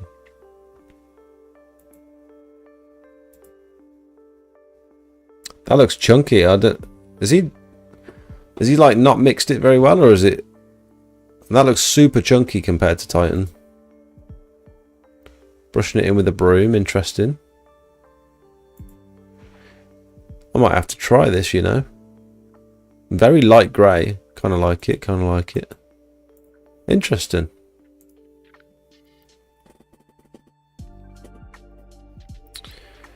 The 850 was designed to support lorries on cobbled streets in Germany originally, then brought to the market for landscaping. I would go as far as saying 99% of the products are based off of this. Okay.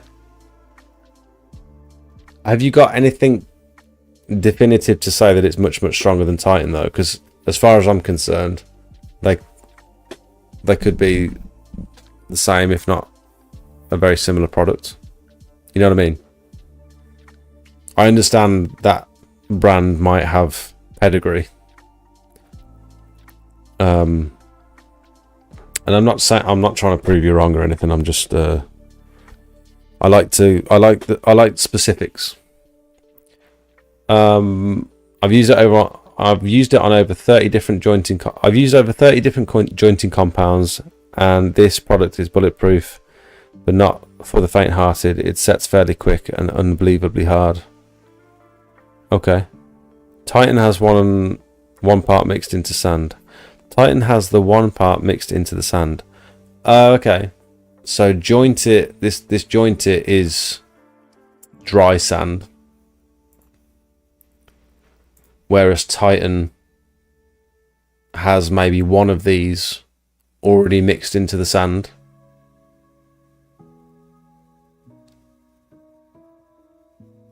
You can actually see the sand, it looks very fine, whereas Titan sand looks already kind of clumpy and stuff. Interesting. Titan has the hardener premix with the sand. This one is 3-part sand hard. Yeah, okay. For a guy who's slowly learning the names of different stonework patios, Indian sandstone, limestone, how would you recommend identifying the type of stone if the customer doesn't know? Join my Discord. Honest answer. Join my Discord. Post it in the identify this section, and we will help you identify it, as we do with lots of other people in the Discord.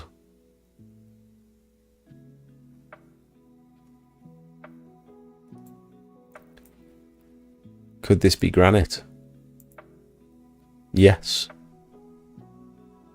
I would go as far as to say as yes, it is granite. But the other bits on the side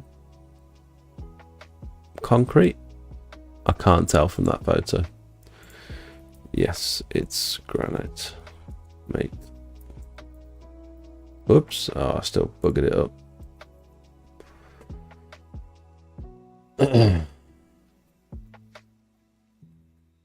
Is this block paving permeable? No, it isn't. That needs resanding. There you go, Justin's got it. Look, that's permeable.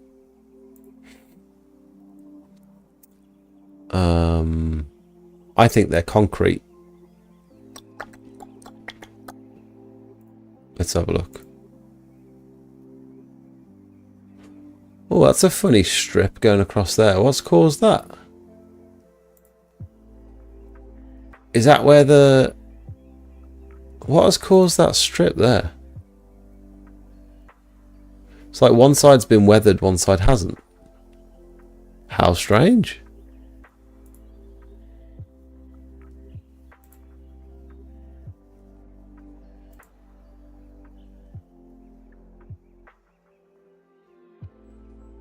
Yeah, it looks to me like concrete. Like cast concrete with some sort of... Maybe paint... I don't know, I can't tell actually. Anyone know what that is? This is... Oh my god. You scared the life out of me. You're right. Okay. Love you. Do you want a cookie? Got some cookies under the desk. No, you don't. I do. Show me them. I'm not trying to get you to go under the desk. No thanks. Yeah. Put her big one.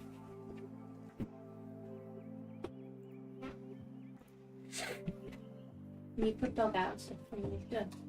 Yeah. Lovely. Fiberglass resin.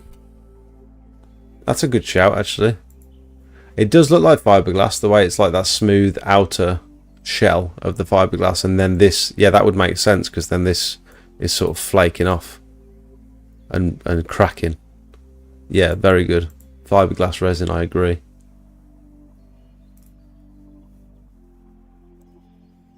Interesting way that it's weathered though.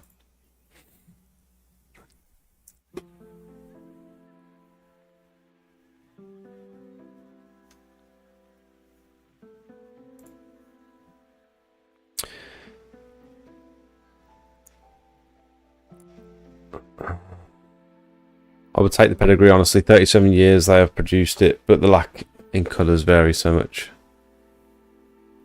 The colours vary? Oh, okay. I mean, to be fair, the Titan says colours may vary and stuff.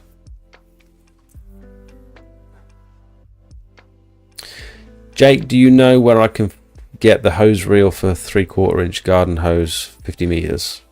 yeah, you can have a look on water irrigation.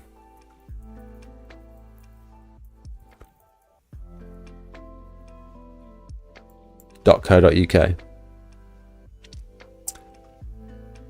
and then you can search by garden hose storage, hose carts. Don't get that one because that one collapsed in on itself from the one that I've got. This is the newest one that I'll be trying out.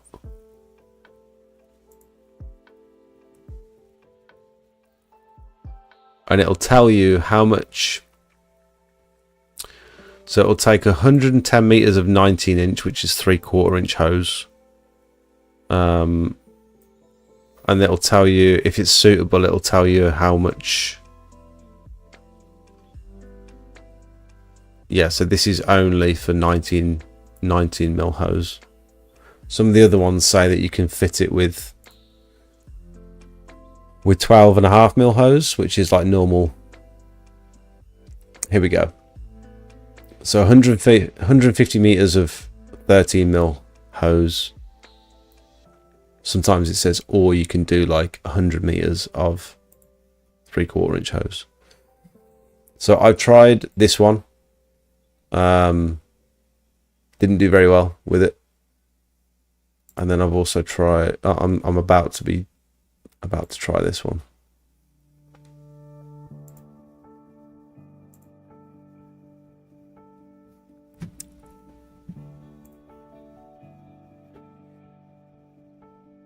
What hose would you recommend to attach into the water supply? Attaching water supply to machine. Bad reviews on that reel. Oh yeah.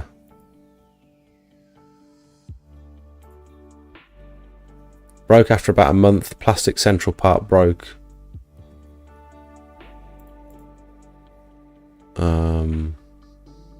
Plastic parts broke in about 2 weeks. Huge price for poor quality. Yeah, I did see the plastic handle and I thought, oof. Because that's the bit that's just broke on ours. So we've got a different hose cart. We've got this one. And I think it's got that same plastic spindle on the inside. And that's just broke on ours as well. It looks the same. And we're going to be using it like twice a day, every single day. So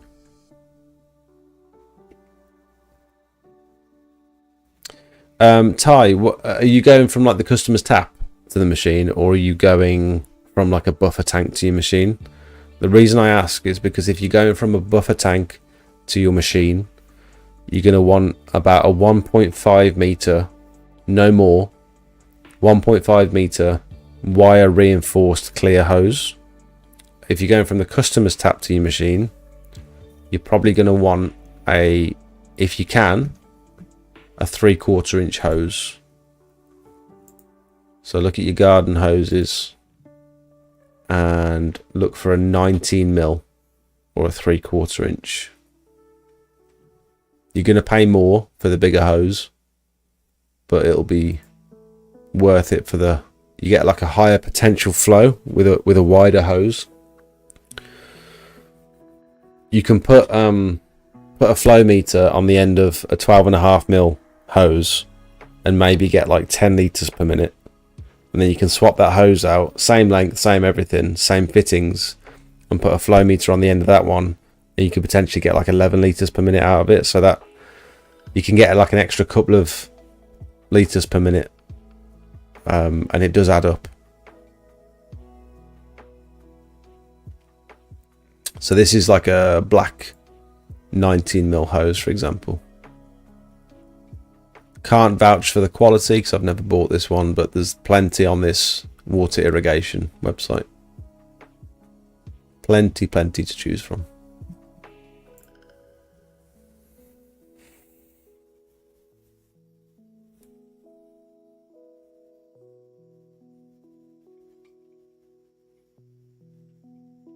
Just ordered some cookies, now I need a desk. Is that how it works?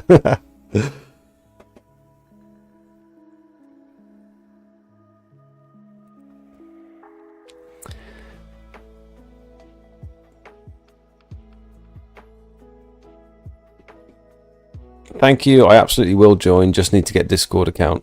You can join first, and then it'll prompt you to create an account if you like. Like you click my link basically, and then it prompts you to make an account.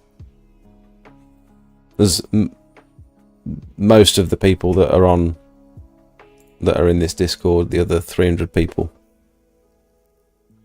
almost 400 now, I think actually. I'd probably never heard of Discord before, but it prompts you to sort of create an account. Don't Stanley do one? I'm looking at getting a buffer tank built up soon. Our Amazon bin's okay. They say rated to 80 kilograms for the 250 litre version. To be honest, I don't know.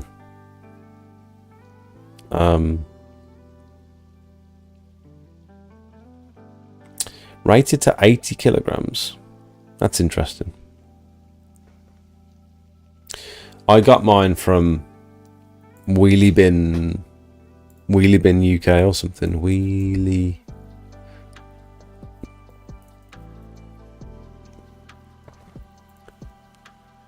Yeah, I got mine from here. Because wheeliebins.co.uk. The only issue was you have to pay by, I think you have to pay by sending, oh, you can pay by PayPal now. Okay, I think they've changed it. I had to send them a bank transfer. But you can get them in all different colours, which is, I thought was pretty cool. Was it this website? It might not have been this website.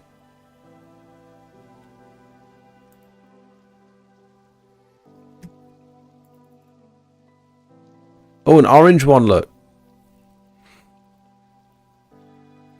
Was it Wheelie Bin Warehouse? No, it wasn't that one.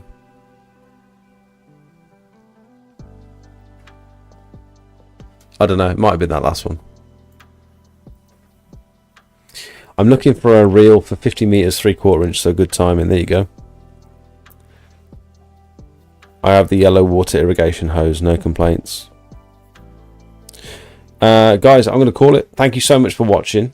I really appreciate it.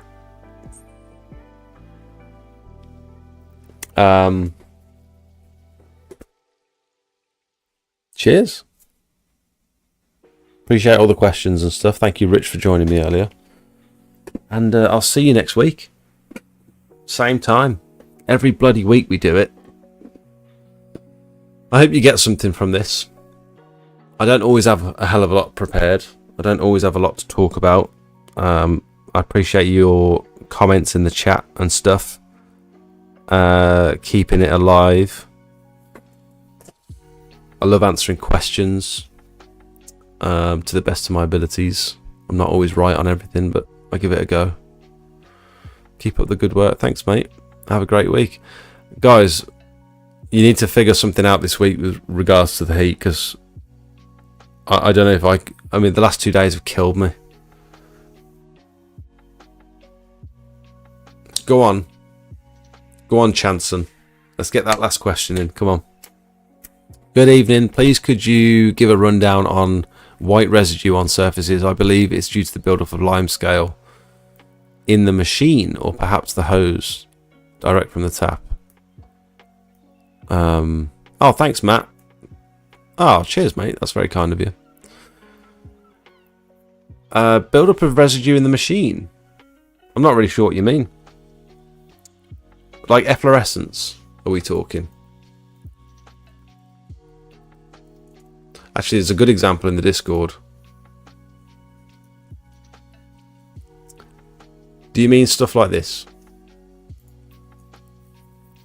So my diagnosis for this one was that there's potentially standing water or areas of damp where the water isn't allowed to drain away. And it's a buildup of like a salt deposit.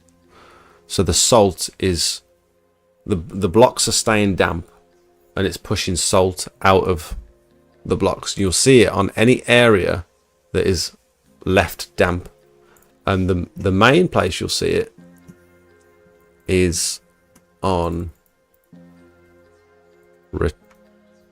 retaining walls, because people forget, builders forget to put weep holes at the bottom of these retaining walls like this. So they're holding back all this soil and gravel and everything, and it's got all that moisture. Every time it rains, all the moisture builds up on the back of this wall, and it can't go anywhere, so it eventually pushes salt out from the other side, and just it's constantly damp. It just stays damp.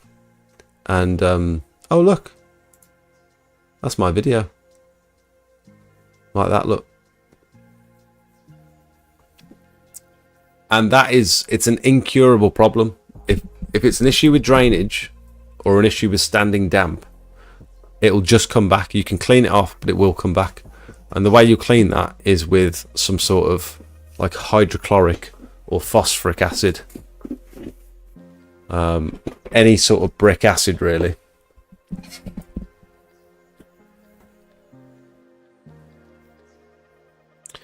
Can it apply to decking too? It was on both their brick patio and their balcony decking. I thought it was my fault and was going back to sort it. Oh, send me some pictures, mate. I'm interested to see that. Have you got any pictures? New build houses are notorious because they use cheap blocks. There you go. Looking at getting into pressure washing. I stumbled on your channel while researching. Love your channel. Thank you. Oh, Wayne, thanks, mate. Appreciate it. I don't know if you can use like brick acid and phosphoric acid on decking, so be very careful. Awesome. Thanks.